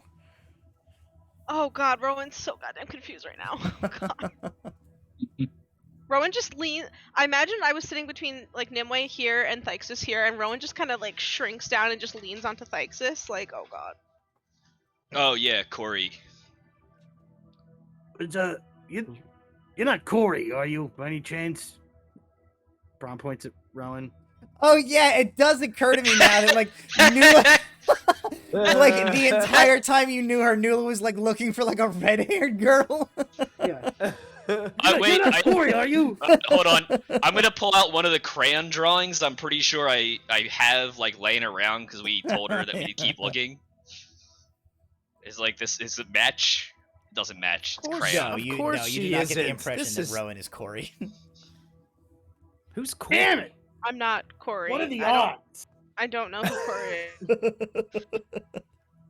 Oh my god, my head hurts. Well, if you're having reactions, you guys are having reactions to things that we're saying. We're having reactions to things you're saying.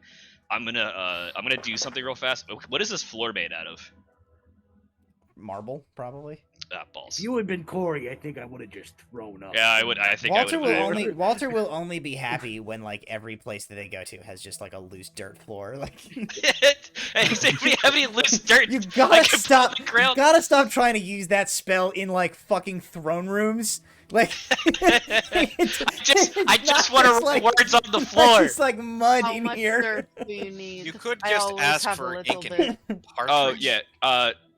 Parchment. I feel like Walter's like looking around and Aylor's like just use ink and Yeah, Aylor just. and so pulls I'll out just a- I'll just pull out I'll like summon my book of shadows and then like write down on each like blank page that I can turn to the two words that I found in ancient Invarian that say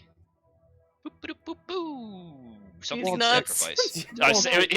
You joke. You joke. I absolutely did walk them into a dwarven these nuts joke a few sessions back. It was First word is it's Bofa, but it's what are these Gravity's other it's two? Gravity's pebbles, I believe, in ancient. It was Yeah. gravities. So it's sacrifice and vision are the two like ancient Invarian words that I hold up in my little book, and I'll say like this was written in a ruin deep underneath Mithlinde. I imagine that's what the Invarians wanted with the city, or not Mithlinde, Nibiria. Naviria. No, it was Wait, what Mithlinde was the city, right? Mithlinde is What were Mithlinde those is two the words? country. Kingdom. Naviria is the city. So it's I will write the words in ancient Invarian that are the words for sacrifice and vision, which was like one of the puzzles we had to solve, but that's what it was written. I'll see if anybody else recognizes the characters or words or however the hell it's written. If anybody else can read ancient Invarian. Council looks like some of the council do. Invarian is like Old Elvish, right? Yeah. Invarian is like a distinct language, so if you don't, It's don't like have, it's like a lost specifically language. Yeah. Studied Invarian, you don't know how to read it. It's like finding Latin, but it's made out of like random letters you've never seen before. So I'll like hold Much this like up. Latin. Yeah. So yeah, not at all like Latin. So I'll just hold them up and say like this was in a ruin. We found a year ago sometime. Shortly before we joined the order. Jesus Christ. Yeah. So, have you seen characters similar to this? And I'll just like gesture towards the pirates crew. I don't think so. I don't think you guys have. When come we- across any Wait, when we killed the lady, the Yeah, Bodak lady, first- and in that ruin when we were chasing the In that slavers. ruin, there wasn't anything there. Different. It was not ancient. Okay. Not any. So well. Yeah. Oh, you so- came across a book with from what's his name? No, that's a cipher that's in like Oh, never another. mind. It's like a Yeah, code Yeah, that it's he a- made. It's a code. Okay. Yeah. I'm gonna look at the divination dude. Yep. Do you know Droplet? No. I'm not familiar. with that. Insight check. Go ahead, make an insight check. I probably should be making you guys make like insight checks Disadvantage? on them specifically and disadvantage because like you can't see their faces and stuff. Yo, wait. When did you tell us about Droplet? 13. Did we all know about Droplet? I believe Yeah. you all know about drop. Yeah. I want to insight check them too. You can. 13. 19. Okay. I'm just watching. Wait, 17. 17. Okay. So was it 19 and a 17? 13 and Oh, 17. 13 and a 17. Yeah, they go, no. If you elaborate, perhaps I would know more, but I'm not familiar with this term. Okay, Suddenly, this is no longer a safe space. yeah, just curious. Just wondering. I heard it somewhere. I'm sorry I can't help you. Okay. Okay. The conjurer says,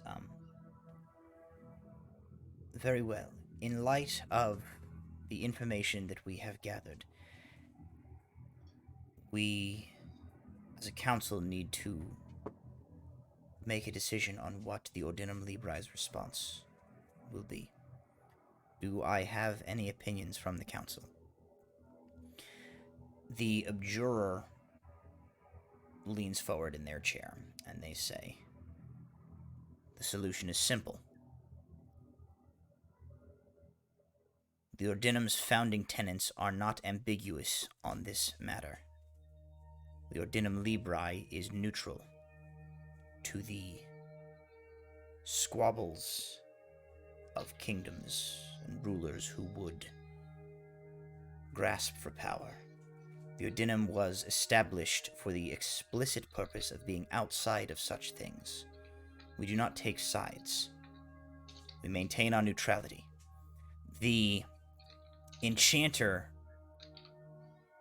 kind of like smacks their hand on the table and goes, does it elude you that there are currently dozens of members of our organization in Ignean prisons right now? They have taken direct action against this order, as they have against Mithlinde, and likely will against the rest of the 5 kingdoms. Would you merely let that go unanswered? And the abjurer says... Somebody say something? I was going to say, and by taking no action, you're taking a side. The abjurer says, I'm not suggesting we take no action. I am suggesting we take the action that the tenets of our order dictate. The Ignean Empire, in their heinous acts, has acted against the interests of the 5 kingdoms as a whole, yes, but they have acted against the Ordinum Librae. Thus, they should be cut off from all access to any of our informational resources. We will deal with the retrieval of our people as we must, but it is not our job to reinforce or involve ourselves in the politics of other kingdoms.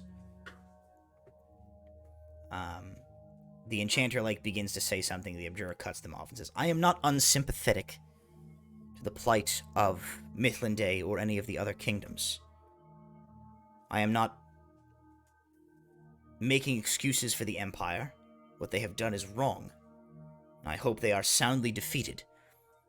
But we were established for a purpose, and that purpose was to stand outside of such conflicts to preserve a higher academic and arcane order.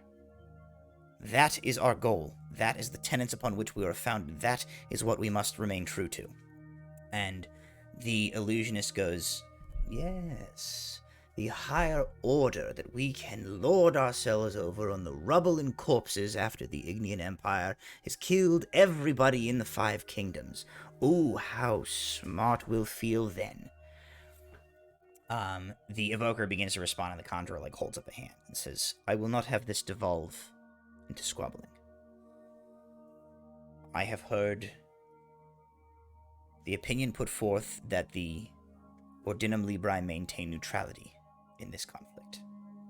Do I have a concrete dissenting opinion? The necromancer lifts a hand and says, the tenets upon which the Ordinum Librae was founded were in a different time. This order was established when there was no rule of law across this continent. Dozens, hundreds even, of would-be rulers were constantly fighting one another for control. That is no longer the case. tenets upon which our forefathers founded this organization have changed. He points to Nimue. The Napoleon is correct. To maintain neutrality and to take no stance is to acquiesce, is to tacitly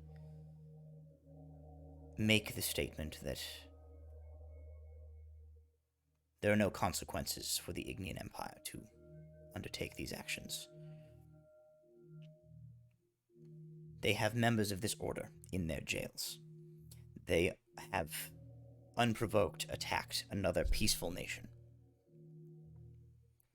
Simply sanctioning them, cutting them off, that is not enough. I recommend that the Ordinum Librae puts its full resources behind Mithlinde and helps them to fight the Ignean Empire. That is my counter recommendation. The Abjurer immediate is like, the Ordinum Librae does not have the resources to fight in a war. The Transmuter says,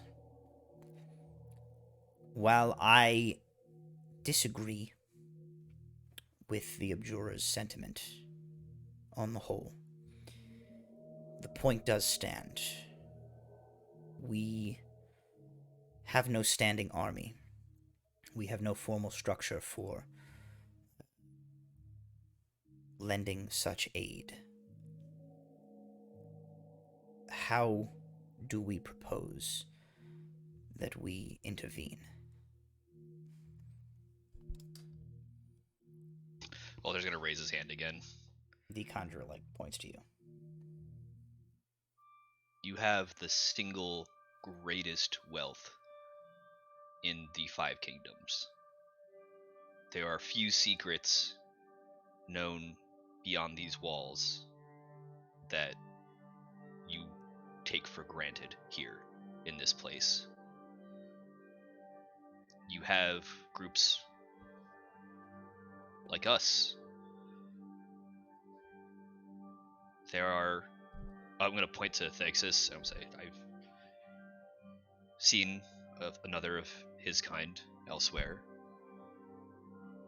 lightly damaged, but an adventuring group nonetheless. They possessed magic and would love the idea of gaining access to, or working to access to, even the knowledge, let alone the artifacts you have in this place. You can buy an army with the things that will cost you nothing, if you so chose. Alar will also stand. You also have access to divination spells, the ability to tell truth from lies. And he'll pull out the red feather that Brahm gave him long ago. We know that some members of the Brotherhood carry items such as this. There are spells that can locate these things. The Brotherhood of Artanis has existed as long as it has in the shadows. The Ordinum Librae has always been about finding secrets and bringing them to light. I think it's time to light a torch. Also, I don't know if you've already... I can't remember if Nimue gave it to someone already, but she has that tube scroll for Naporio's admission. Yep. She did I believe she handed that off when you guys first got here. You have our support if you take us in. Walter will say, this is the way of Volant. Not much different than your squabbles now. It's hard to choose to see who's going to take a side, but we understand where I'm from that there's strength in differing thoughts, and there's strength in independent access. We're not asking you to act as an independent entity, but bring people on. It's okay, he's wireless. I'm pretty sure he can still hear us. He just can't respond. All of a sudden, all of the robed figures turn into dogs. Poor little lampshade. Trying to find my car keys. Oh no. Olive is wearing the khakis. I'm gonna take this as an opportunity to take a 1-minute break. BRE, everyone. Star White. Everybody vamp. So, how about that sports team? You guys are pirates, Yeah. huh? That's cool. We are pretty cool. See, I told you, Captain. That's really cool. So cool. Oh, that's a missed opportunity to have Brom talk to himself for 5 minutes to fill air. I mean, we have a couple boats now. You have more than one boat? Yep. What the hell was that accent? It was Brom, but just from farther away. Yes. Right, so it's not just a ship. Is that a flotilla? A fleet? Sorry, I live on land. I don't know. It's Navy. more like just like a group of badasses being badass. We Oh, don't you know know- the titles. We stole the necessarily. first ship, and the second one we got for free. Oh, we have a bit of a badass here. Brom's a bit of a badass, right, Brom? Tell Murderbeard how much of you are a badass. I don't Go really, ahead, buddy. I don't really appreciate you. Oh, come on. You're a bard. You love. I'm a Oh, modest wait, man. hold on. show. I'm gonna cast dancing lights to like spotlight Brom for real fast. You love the show. You love attention. Go get it, buddy. Walter, don't make me sing. I smacked Brom down the back. He's just like, remember, fair is fair, buddy. Just go. Yeah, that was the thing that you say, and Yeah? apparently people Why have would they- dreams why about would it. Spirit Guardian show me that? I would like to know more about the fair is fair thing. Oh, you know what? That's really funny because I first started saying that with my buddy Brom here. Right, Brom? Oh, really? Yeah, Oh. really. Not at all. I've never said that in my life. You did. I don't care. I'd like to hear more about it anyway, because I like the cut of your jib. Wrong accent, bud. It's his accent's going on a seafaring adventure right The now. dudes are That was the merging. correct accent. That was Murderbeard that last time. Nope, It that was super New York. It was a little Bromder beard. It is Yeah, Beard. it was. Ozzy is just like kind of chuckles a little bit. He's like, What was the last question? So the council has been like conferring amongst themselves, leaving you guys to just like have this conversation. Oh. But you guys notice the council like turns back and is like ready to address you. Go ahead, just like collectively. Okay. Anybody who is like kind of been involved in the process here can make a persuasion roll. Oh boy. Oh, nuts. 15. Okay. Ooh, 17. Okay. Also 17. Okay. 25, Oh, a they're natural both shit. 20 on my brand new paladin dice from my friend Kelly. Ooh, fancy. Nice.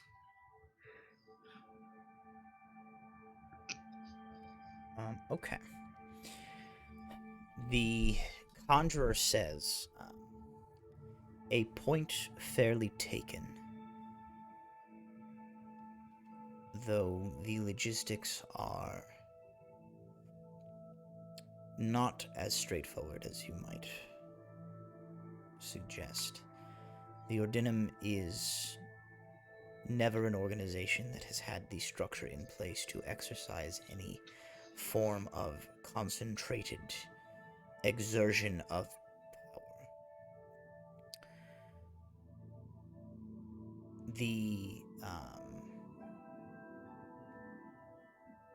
The necromancer says, be that as it may,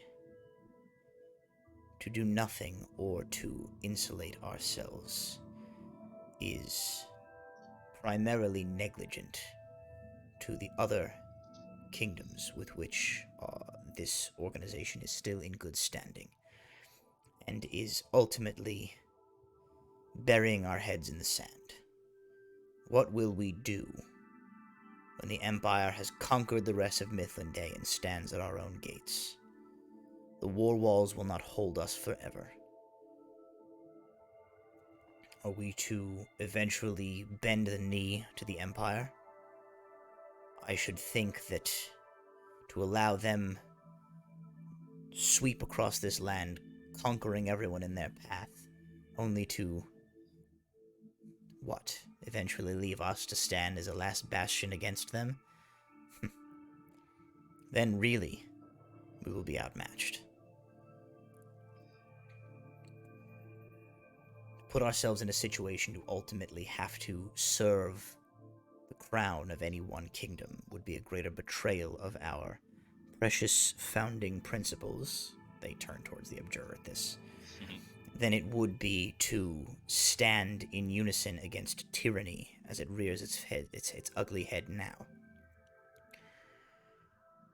The diviner says, I have a recommendation. And several of the others turn to look at them. We can do both. We can maintain our neutrality, and we can undermine the Empire's efforts. More specifically, we can undermine the Brotherhood of Artanis' efforts. The Brotherhood of Artanis is not a sovereign nation. We owe them nothing.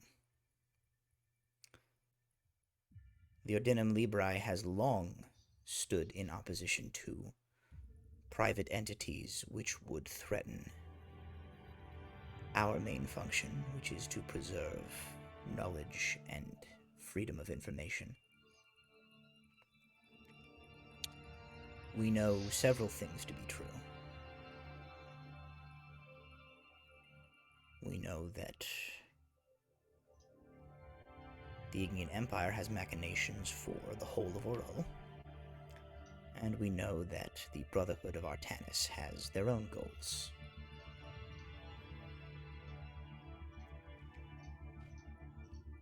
So we do both. We cease negotiations and relationship with the Ignean Empire, and we continue on business as usual.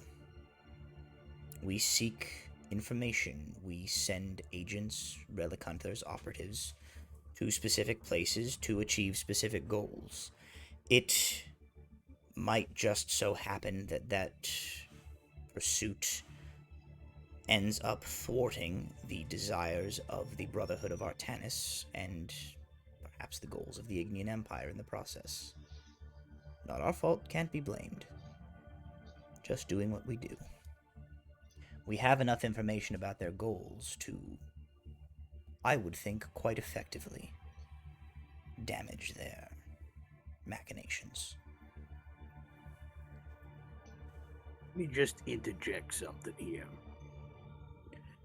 As I'm assuming one of the only people at the table who has extensive experience with both the Brotherhood and the Ignean Empire, let me just say this. First of all, whatever you think you know about the Brotherhood, you probably don't even know the half of it. Second of all, if you think that the Ignean Empire is gonna roll in here and just let you work for them, you got another thing coming. They're gonna come in here, they're gonna press their boots into your necks, take all your fancy books and all your magical shit, and leave you in the dirt. You're not gonna be working for anybody, you're gonna be out on your ass or dead. And the Brotherhood, whatever the fuck they're up to, I guarantee you it's way worse than anything you know. So this sitting around being, oh, we'll play behind the scenes isn't gonna work too well. Because you're dealing with the guys who not only work behind the scenes, but created the scenes in the first place. So with all due respect, I think you need to make be a little more proactive. And I agree with the green one. He makes a lot of good points. Thank you. Brilliant. The conjurer says,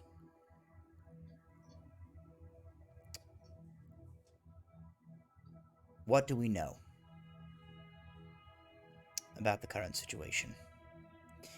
The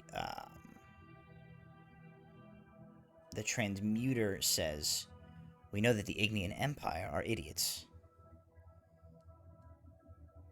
They're also proud people. I guarantee you. We have their boat. If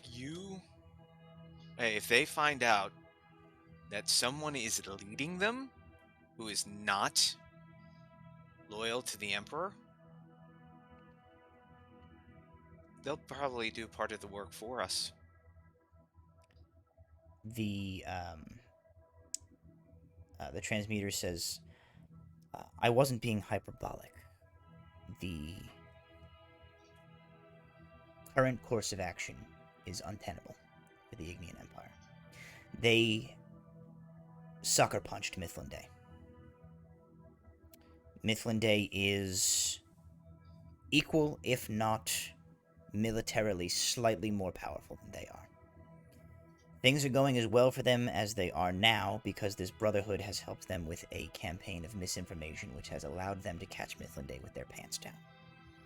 That momentum will only carry them so far. If their ultimate goal is total conquest of Orahol, they are going to lose, unless they have something else up their sleeve.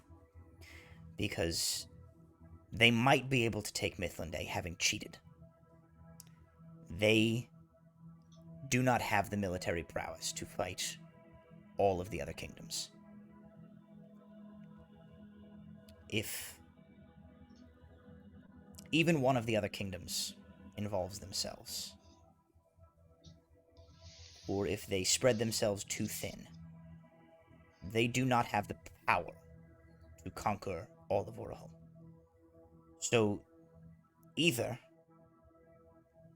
they've been blinded by their own pride, as Mr. Cabot Jr. points out, or there is something else coming that we haven't seen yet. The Napoleons.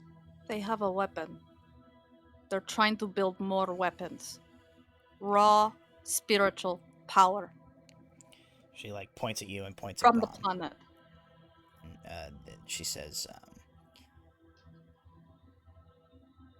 it would seem, based on Mr. Repluck's convictions, that the Brotherhood's part to play in this is to be conceiving of their secret weapon.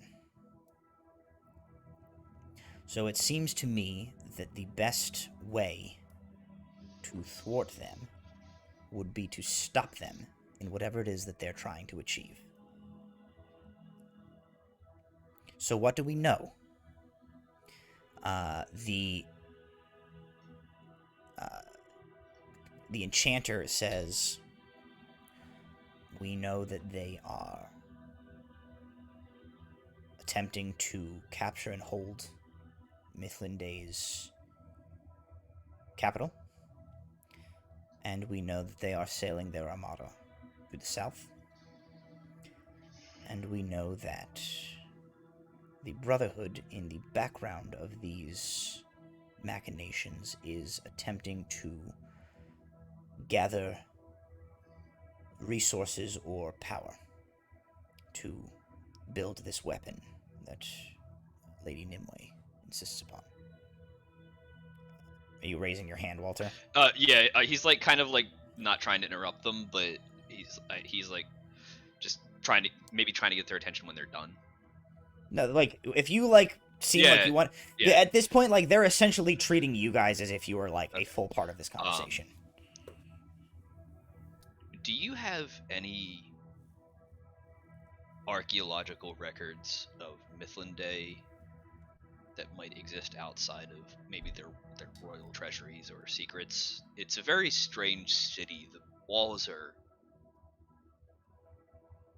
weird, and there's something underground that seems to be directly under the Star Spire that extends to the center of the city.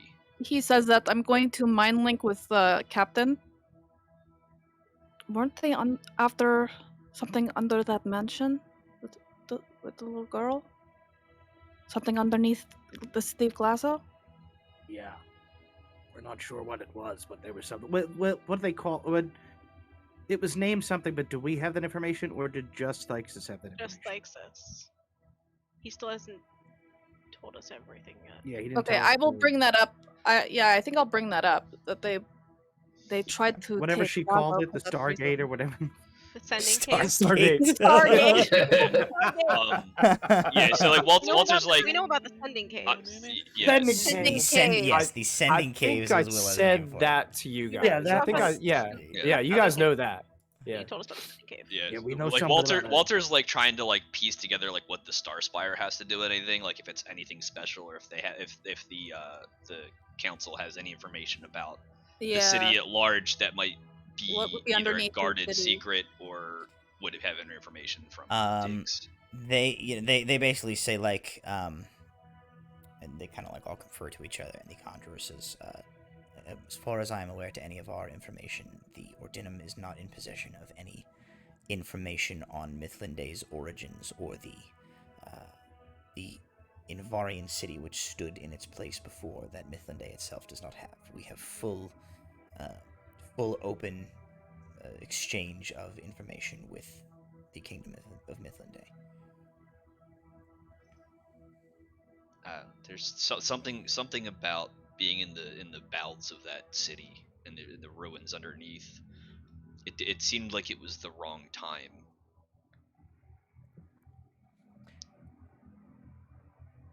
Yeah, that experience. Like so like Walter specifically, like or Jason specifically remembers like something about a conversation about something about that we found. It seemed like it was like the vibe I got that it was that it was the wrong time for that. I don't remember if it was a vibe or like something explicit that was stated, but like I wanted to mess with the thing we found directly under the center of the city because it seemed to be directly under the Star Spire. Yes. But the Conjurer says the common theme here is that we do not have enough information.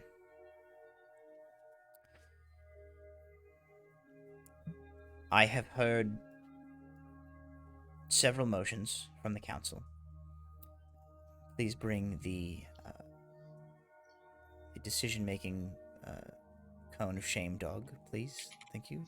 The dog that we use to make all of our decisions, please bring it forward. Here it is. Everyone take a look at it real quick. It is an enchanted dog that allows you to to approach all decision-making with the maximum amount of clarity. Please absorb its magic for a brief moment. And yes, thank you. It seems we've all absorbed enough dog magic. And perhaps the decision dog could be removed from the deciding chamber post haste, so that we might. Oh, I see. Hang on. The deciding dog has decided to bless me with extra information. I would like to ask the deciding dog a question. hang on. The deciding dog has been. The request has been put. Please proceed. He has no backstory. He doesn't have a backstory. I do know that much.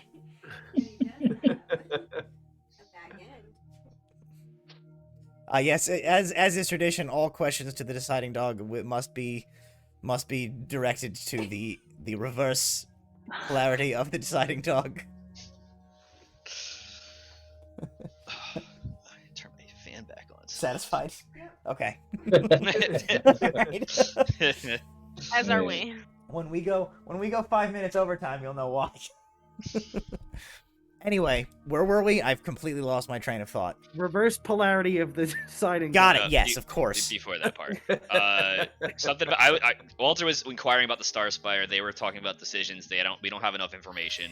Oh, okay. So the Conjurer says we have a motion for the Ordinum Librae to maintain its strict policy of neutrality in inter-kingdom politics or military actions. We have a motion on the floor to openly declare our support to Mithlin Day and throw our resources behind them. And we have a motion on the floor to utilize our resources to gain further information and actively work against the Brotherhood of Artanis until such a time as we are able to uncover a solution which will allow us to muster whatever full force Beardinum can bring forward and apply it to this conflict. They say, do I have any discussion on those topics?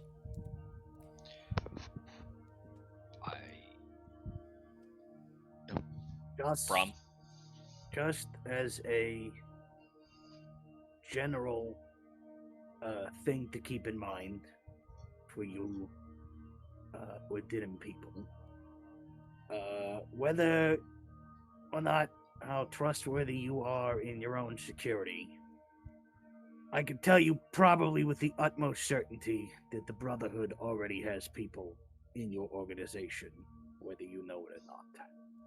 So keep that in mind. The Chandra kind of nods. The enchanter says, that is something that is already being seriously looked at. Rowan stands up, looking fucking sick to her stomach. And she looks over at Alar, because he held up the feather. And she reaches under her armor and pulls out the red feather she kept on her chain.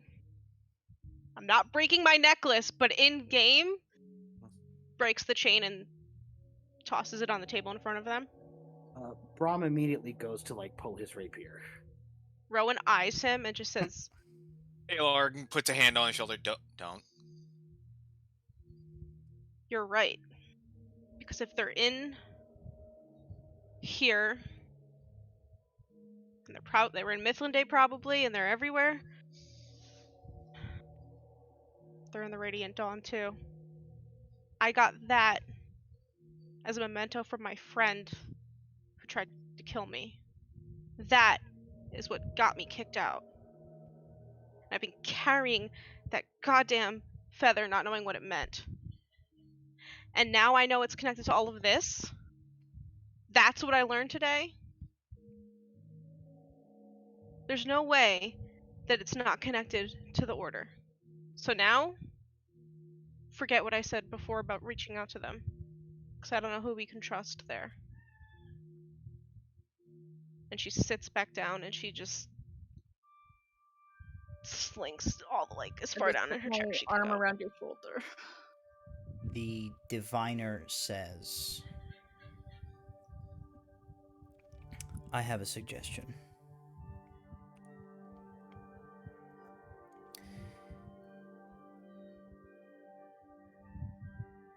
The Ignean Armada is sailing to the south.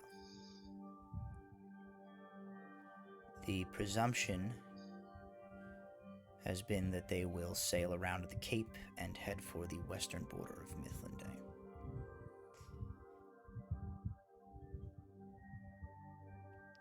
That seems...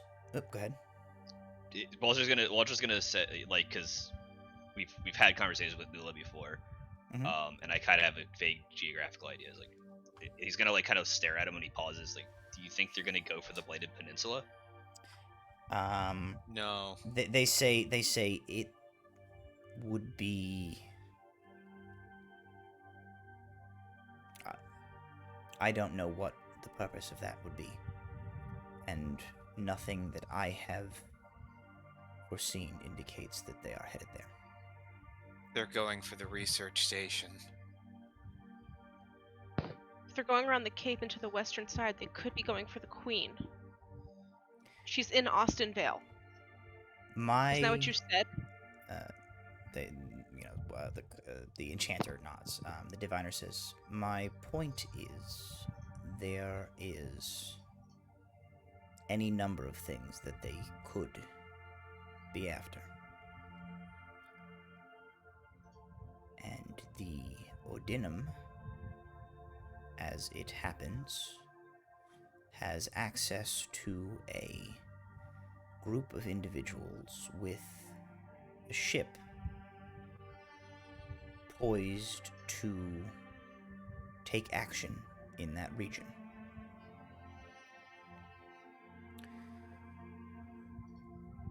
We also know that the Ignians are moving overland towards Niveria.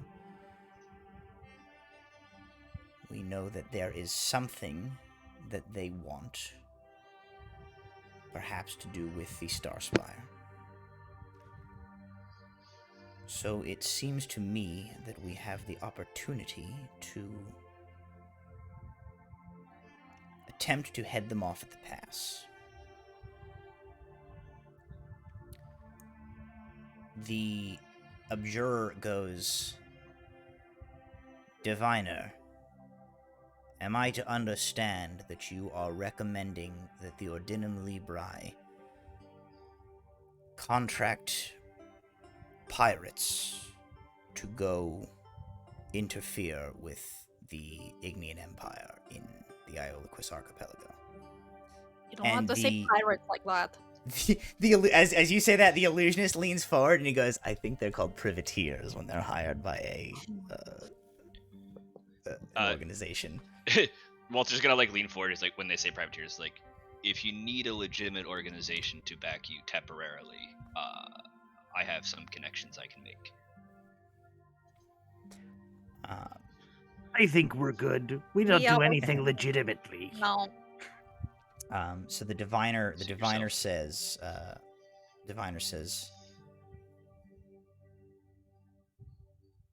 what if the Grimm's Folly attempts to discover and undermine what the Armada is aiming for in the south, and the Fool's Errant attempt to discover and undermine more about what the Empire is doing on land? The Ordinum can support both of these groups with plentiful resources. We can make our own moves to deal with our people in captivity in the Empire, and we can open lines of communication with the other kingdoms to discuss how to proceed going forward. It keeps us from being neutral, but it does not tip our hand too soon until we have enough information to act with maximum effectiveness. The conjurer turns to the two groups of you and says, would this be a course of action that is agreeable to the both of you? Neither group of you are beholden to the bookkeepers in any way. This is a decision that you would have to enter into freely. We will support you if you choose to ally yourselves with us. But if you do not wish to, we have no power to keep you here or to keep you from going on your way and doing as you please. With respect, the Brotherhood's already stuck a gigantic target on the back of all of us, and he gestures to the other fools. More than that,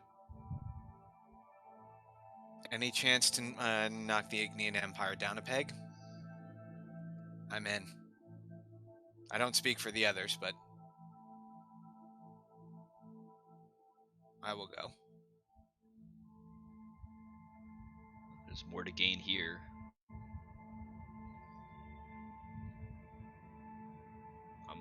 I'm in.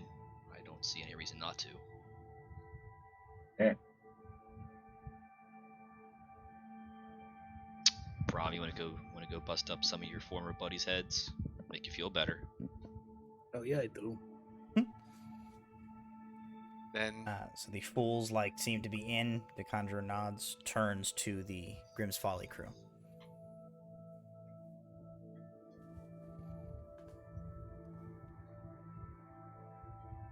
I'm Well. looking for Pendragon. That's my goal. Walter's gonna look over at her and say, "He's on our list. We'll share information." The illusionist says, "This Pendragon seems to sort of be on everybody's list. Seems I'm like calling dibs right now in front of everybody." oh, dibs have been called. Ah, you heard it. Grimm's Folly has dibs. International dibs laws. International dibs law. Dibs the are Fool's Errant firmly seeds- codified in the Ordinum Librae. Ron slaps Walter Code of and he's like, "Damn it, Walter, we missed the dibs." Yeah, the Fool's Legally Errant seed binding dibs now. to the I'll crew of the take Grimm's the Folly. I'll take the dragon mask and I'll just kind of slide it over towards the end of the table. It's like, if the diviner can help, take it as a clue. So the kind of the illusion is sort of sounds to me like the general vibe here is find these Brotherhood dudes and fuck them up super bad. Oh yeah, we all seem to be driven by spite at this point. All the way up, which turns to the other Council of Eight. Far as I'm concerned, is fine. The abjurer shakes their head a little disgruntled. But the conjurer says, in more civil terms, yes, the Brotherhood of Artanis seems to be a threat to all of us. Both of you have independently crossed paths with them in one way or another that puts you in a position where you have a vested interest in seeing them thwarted, as does the Ordinum Librae. Your deeds are not unknown to the Council. Fool's Errant, you have undertaken some of what will undoubtedly be the most famous relic hunts and endeavors of our age in your short time together. Oh, we also got your book back. Alar holds up a oiled. Right before we head off. Oh, by the way, book. Yeah, the evoker. You hold up the book. The evoker just goes "Oh, rad." Rad, cool. Yeah, I was gonna turn it into the Relic Hunter's Hall when we adjourned. Oh, sweet! I've been looking for that. Thank you.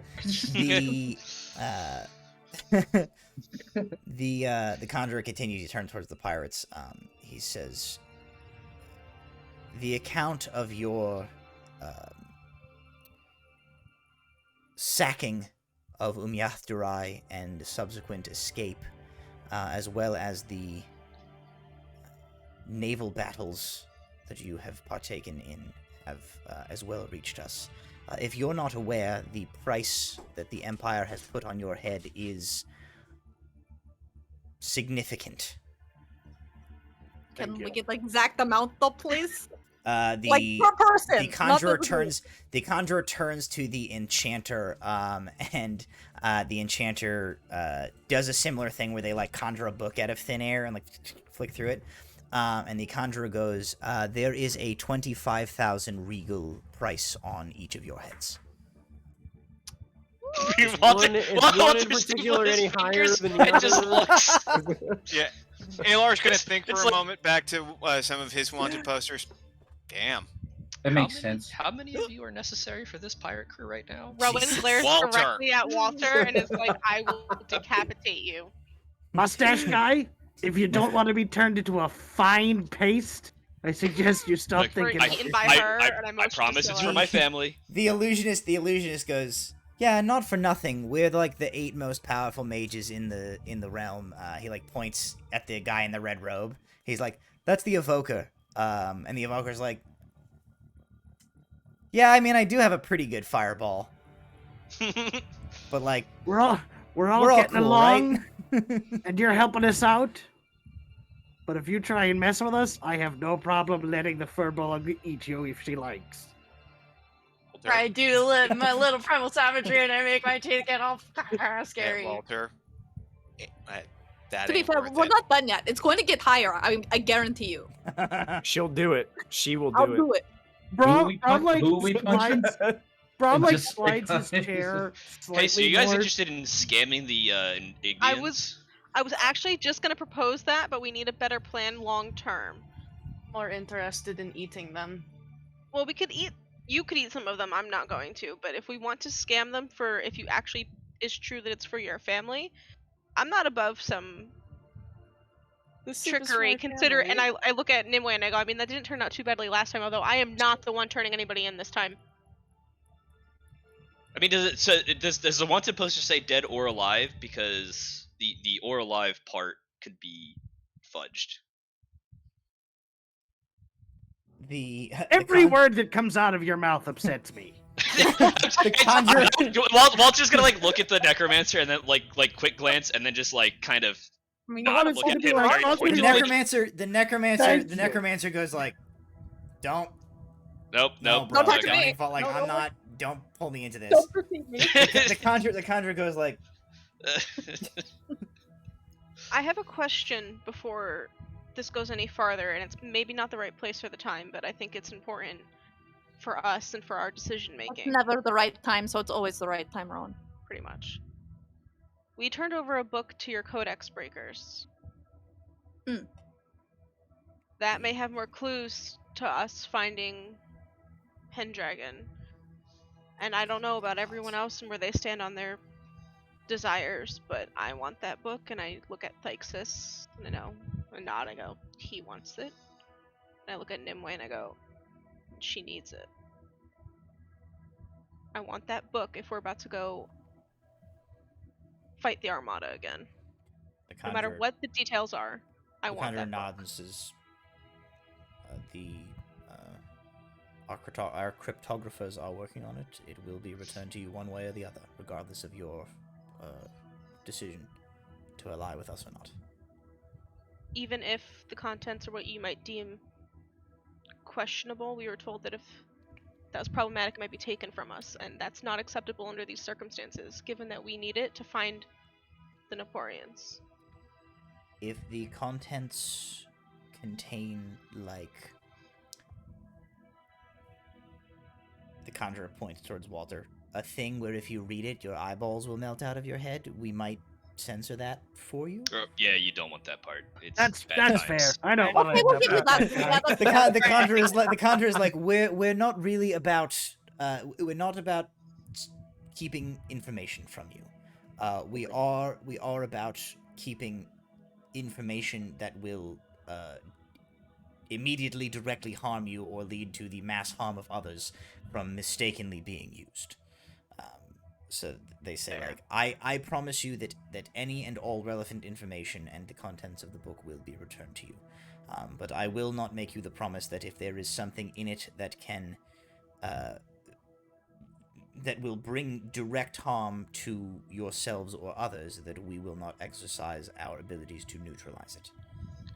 Walter's gonna like slap his forehead real fast and just be like, I forgot. And I'm gonna disguise self as Nimue real fast. Bitch, what? The illusionist goes like, that's considered extremely uncool in the like illusion magic circle. Just what the fuck? so you know. No, I don't know how no, much. I don't know you that well. I don't know how much you do that on a day-to-day basis, but it's extremely uncool. It's a lot. I use my Furbolg magic to disguise self as Walter. So I'll put it back. Like, no. I was just thinking I could just scam them without their help. It's fine. The illusionist is like, oh, I guess if we're all doing it, I'll just do it too. And he goes, hey, Evoca, and he like snaps his fingers, but all that happens is his robe turns a different color. And then the evoker's like, and the conjurer just like puts like a pair of hands. He's gonna turn himself into Thixis. Sorry, I was just thinking of how to scam right? the Ignians. I that's a lot of gold. I needed a little bit. Walter, where we're going, I guarantee you we can probably get a very large amount of regals. Oh yeah, that's true. I have one more stipulation for the agreement. Mm. And I think I can speak for my fellow crewmates on this one. You here, you're one of the biggest, if not the biggest, magical hubs on the planet, correct? Generally speaking, yes. Okay. And we're about to embark on a very dangerous and complicated quest to save everybody's lives, right?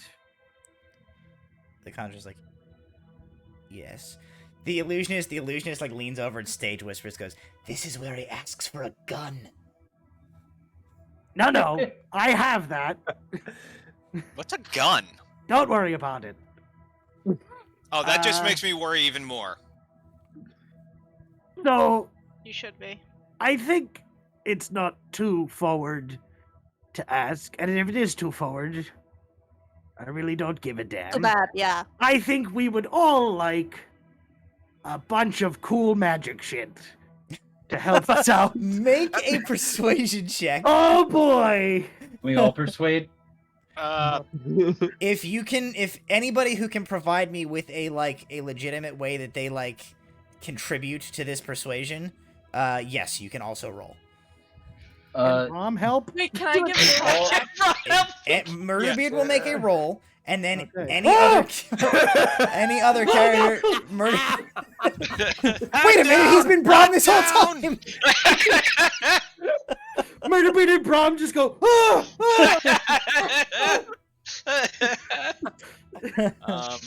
Sela, what were you saying? Can we give the help action? I guess that's what he's getting at is the stipulation I think is he wants still us to that be you need specific, to right? you need to give me a way that you the way that you help in this persuasion. Okay, then I say, and if you don't give it to us, we will just steal it from you and kill all of Okay, you. so currently Braum is Murderbeard is making this at disadvantage. As Sela has done the opposite of help.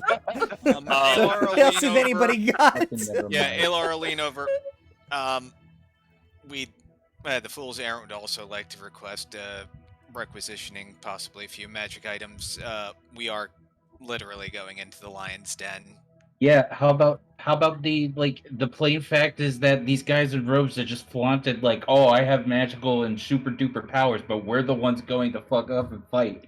Oh, I'm sorry. If fair is fair, then I feel like we should have something. So, he said it. He said the line. Fair is fair. No, I If like it's that fair one. is fair. also, Oh, go ahead. Instead of just Also- killing somebody, I like punching things. also, all of that, yes, all of that, but also, magic shit is cool, and I also want some. Okay, cool, awesome. I'm glad you're very all about that. Make the roll.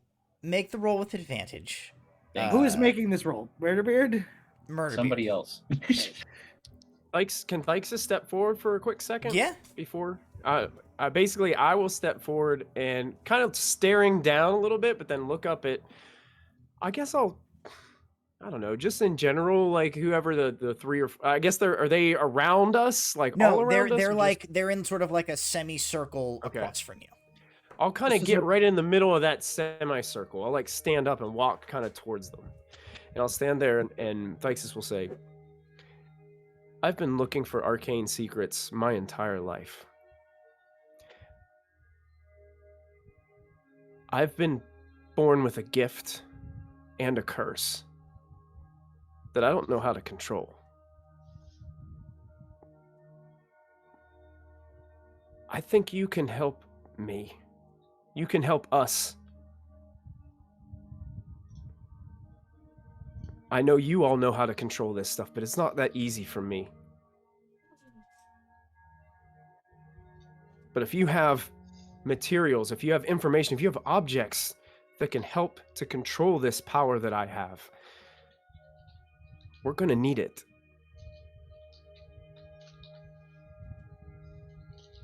Go ahead and make And I'll your step back and persuasion kind of roll. just sit down.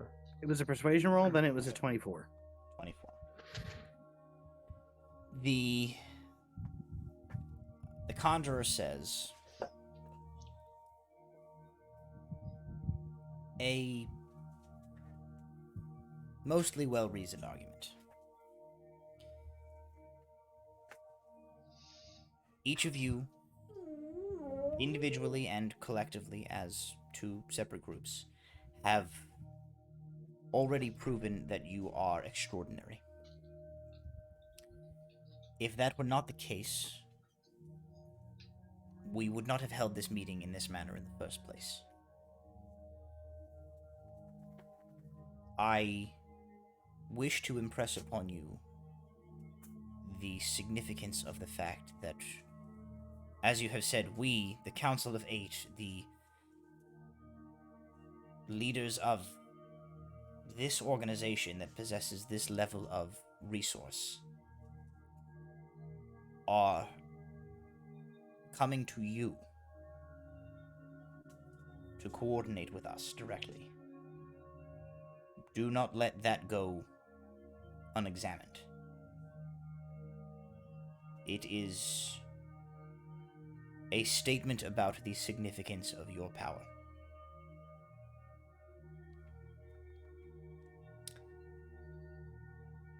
And as Is that- such...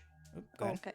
I was just gonna ask if that's your nice way of telling us we don't need your cool shit because we're already cool. They go, no, that would be total boners if I had done Okay. that. Okay, just thinking. Just making sure we all agree here. That's it is a statement. It is intended to impress upon you that there is a reason that we are sitting at these tables in this manner and not gestures towards like the raised daises. This is a meeting of equals. Alar kind of just blinks a few times, just thoroughly confused. The conjurer says, all of us are about to embark on an extremely perilous series of adventures. It would be against everything the Ordinum stands for, as well as extremely dumb stupid for us not to put our resources behind you. We will see to it that you are outfitted appropriately for the tasks at hand, and that going forward, so long as you are willing to work with us, we are willing to work with you. Nice. Thank you. The conjurer says, then I should put it to a vote of the Council of Eight. The current standing proposal on the floor is that the Ordinum Librae engage in a counter-espionage effort against the Brotherhood of Artanis and the Ignean Empire, undermining their efforts and stalling their takeover of Mithlande until such a time as we might gather enough information to act directly against them and thwart whatever their larger goals are. To that effort, the Fool's Errant and the Grimm's Folly will be officially inducted as... There's not really an official term for this. I believe the illusionist said privateers. The illusionist goes like,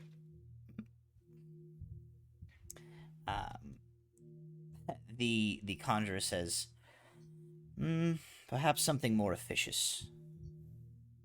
I would put forward that the Fool's Errant and the Grimm's Folly crew be brought on as hands of the Ordinum.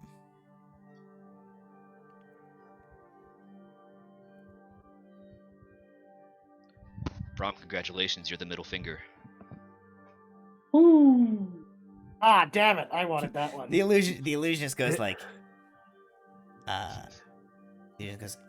actually only that group can have a middle finger because there's 5 of them and there's only 4 of you. You need a 5th person. Oh. That's ableist. He goes. In the street. In the street. What is Tabitha Delker? He goes. No, it's math actually. Oh. Alar just lets out a very four fingers. Yeah, Alar lets out a very low but distinct. 4 fingers. Guess what one of those is? But that's fair though. That means 2 are middle fingers. He goes. If there's 4, the middle one would be. Why are we arguing about this? Sorry. And he turns back to the. He turns back to the conjurer. The conjurer for the second time goes like.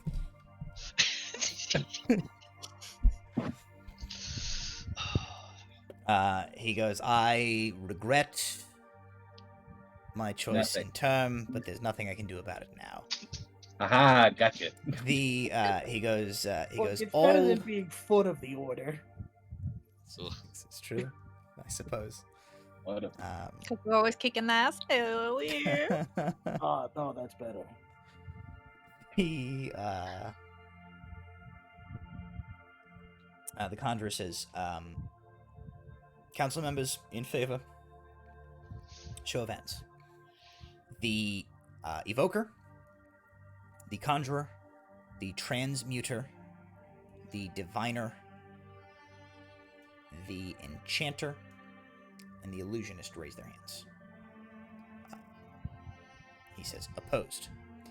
The abjurer and the necromancer both raise their hands. Of course the necromancer does.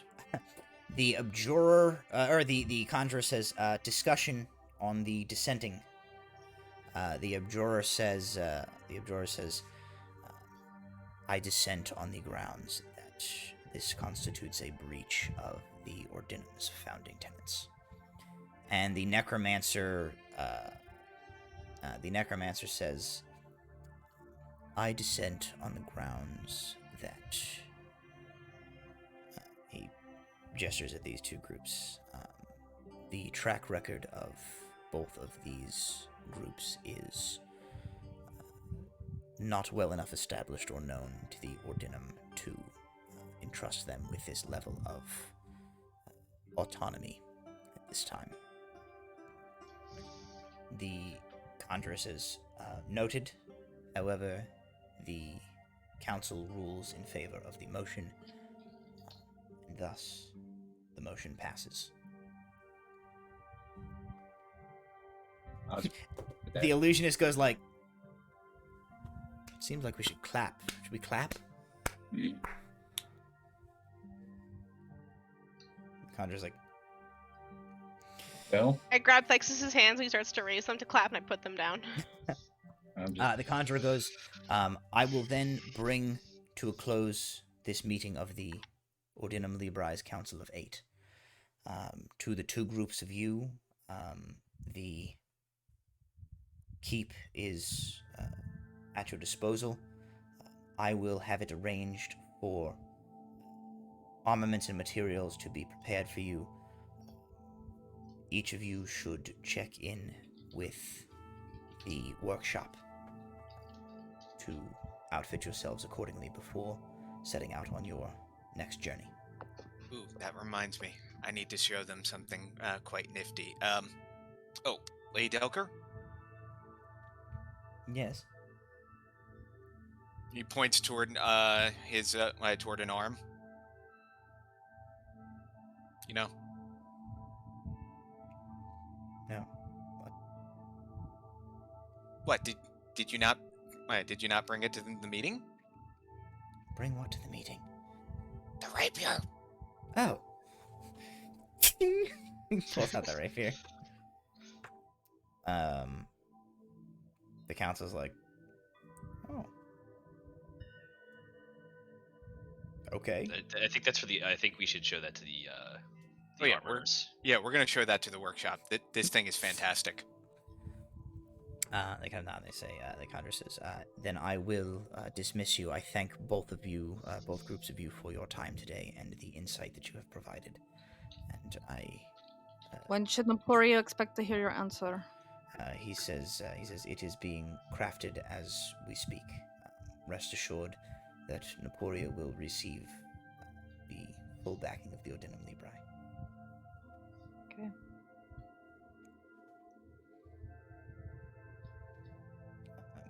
And the I ask a weird question. Yeah. So their voices are modulated. Yes. And they are wearing like illusory, like whatever. However, they all seem to have like personality, like there was distinct personalities that were being presented. Can Scylla just make a mental note of that? Number one, but also number two. This is such a weird question to say out loud. Do any of them smell different from each other? Like, if one of them walks by, is one of them wearing, like, a really iconic cologne? Or is that also, like, illusorily concealed? I'm gonna The make a necromancer roll. is wearing Chanel number 5. Yeah, I'm gonna make a roll. I'm gonna make a roll. A 10 or above, and like this, their scent is something that has been accounted for in these illusions. Okay. Below a 10, no. Because I didn't really think about that. It is a clever thought. So we'll leave it up to the dice. I rolled a 16. So they all smell like sandalwood. That's fair. Except the necromancer one, he probably Nope, smells even like that one smells like sandalwood. He smells Okay. Yeah, but it's like slightly evil sandalwood. Slightly evil. Evil sandalwood, yes. I remember this. Sneaker wood. But no, I mean the comment about like their personalities is valid. Like their voices, their visages, their like dimensions, their like genders and all of that stuff are elusive from you. But like they still have like demeanors and personalities and like quirks and turns of phrase and stuff that they use. So that is like that is the guy absolutely that like a goes valid like thing. Like the guy that's like The conjurer, does this super- when he gets frustrated. That's super going into the mental bank because I have beef with all of these people now. So yeah, absolutely. Okay, so they like go and they sort of leave the chamber, and you guys are also like free to kind of head out. Alar's gonna approach Rowan. Sorry, I didn't catch your name before. Rowan. How did you know Nula? How did you know her? Tori and Adrian brought her. He meddled. He did. She and I knew each other before. At the dawn. See. You've not seen her. I left before she did, and under not great circumstances, so as interesting as it was to see, and I look at Walter who turned into her face again, such as it was, I'm kind of relieved she didn't see me. I don't know if I could handle the look she might have given me after what happened. I'm sorry, I didn't mean to. It's fine. Reopen old wounds, but they've never closed. It's fine. That is a feeling I understand very well. If she's no longer with you, do you know if she's okay? I fear if she's not. She left in the hands of agents of the Brotherhood. If Walter can overhear it, he's gonna point to the dragon mask. Yeah, Nimwe's been holding it. Okay. You think Pendragon got her? Or some of his people? Honestly, I wouldn't put it past him to experiment on more than just Naporians. Well, we He was know with he the diviner, experimented on, so and I motion at Thixus too. His people Right. experimented on others before, so why not a Dragonborn? I think, at the very least, they were attempting to head off potential threats. I think they too have diviners of their own, and even back then they saw something. Much like they may have seen something in you.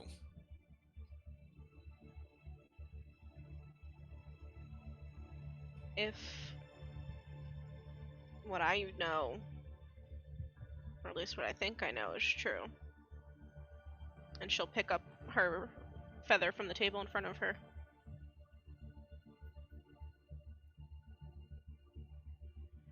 If they saw anything of me, they saw me killing this person. So that'd be the last goddamn thing I do. And that makes you an enemy of theirs? And Alar, I'll extend a hand. And a friend of mine. Rowan smirks and stands fully and shakes Alar's hand. Good to have friends, I guess. Only when everything's going to hell.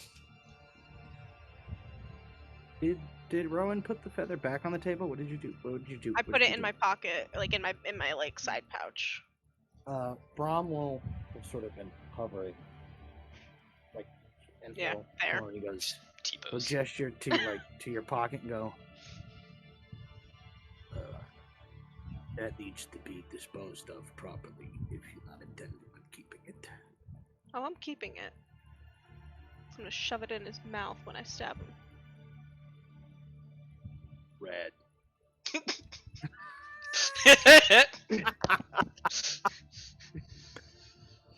As you guys kind of are talking, the door to the chamber opens, and one of the robed figures comes back in. They are wearing a red robe. This is the Evoker. They come up to you, and they say, I'm sure you guys are going to get all sorts of other stuff, but I think these might be particularly helpful for you. And they hold out a pair of, like, hand mirrors. They hold one up to Rom, one up to Murderbeard. Do those look like Yeah, the ones that we had found in that ruin? Yeah, Alar is going to look closely at the hand mirrors. It was in the Feywild Wood Elf ruin area. I don't think so. Those are pretty ornate. I mean, it's like a similar type of deal. Okay. But it doesn't. It's not like the same thing. Okay. That one was like a different make and different style, like that. The Evoker like holds both of these out to Brahm and Murderbeard. Thanks. I mean, you do always like checking your hair. They shake their head in the robe. No, they're enchanted. The bearers of these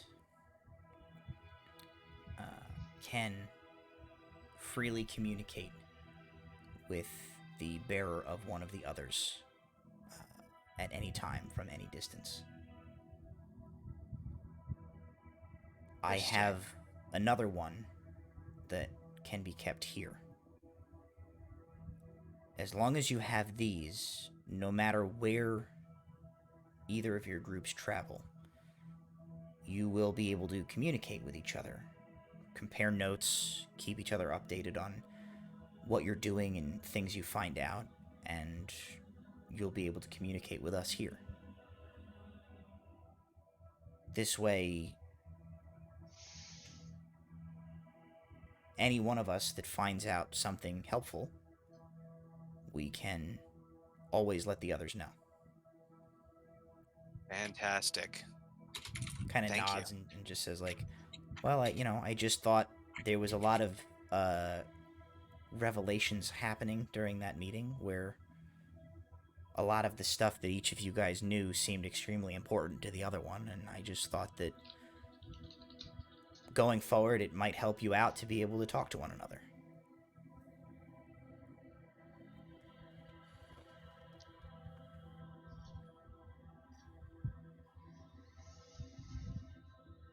Evoker sort of shrugs, like, I'm sure the rest of the stuff that you get will, like, be lightning swords and boots of magical ass kicking. Murderbeard and I thought Brom these were will helpful. both hold the mirrors up and be like, hello? And Hi. you're like, immediately it's like, hello. Oh no, keep that together. Oh, you have to pull them away from each other. I'm gonna cast silence just immediately as soon as that starts happening. You Evoker's cannot like, talk at don't. the same time!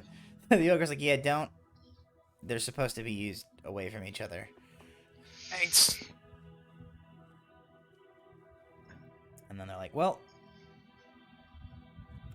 keep it sleazy, and they just leave. Keep it sleeping. I'm keeping your mental note of who this fucker is. Yeah, That's that's definitely going my in new the bank. catchphrase. That's definitely my new catchphrase. Hey, so I'm gonna go turn this book in and get the tacnet we were supposed to get.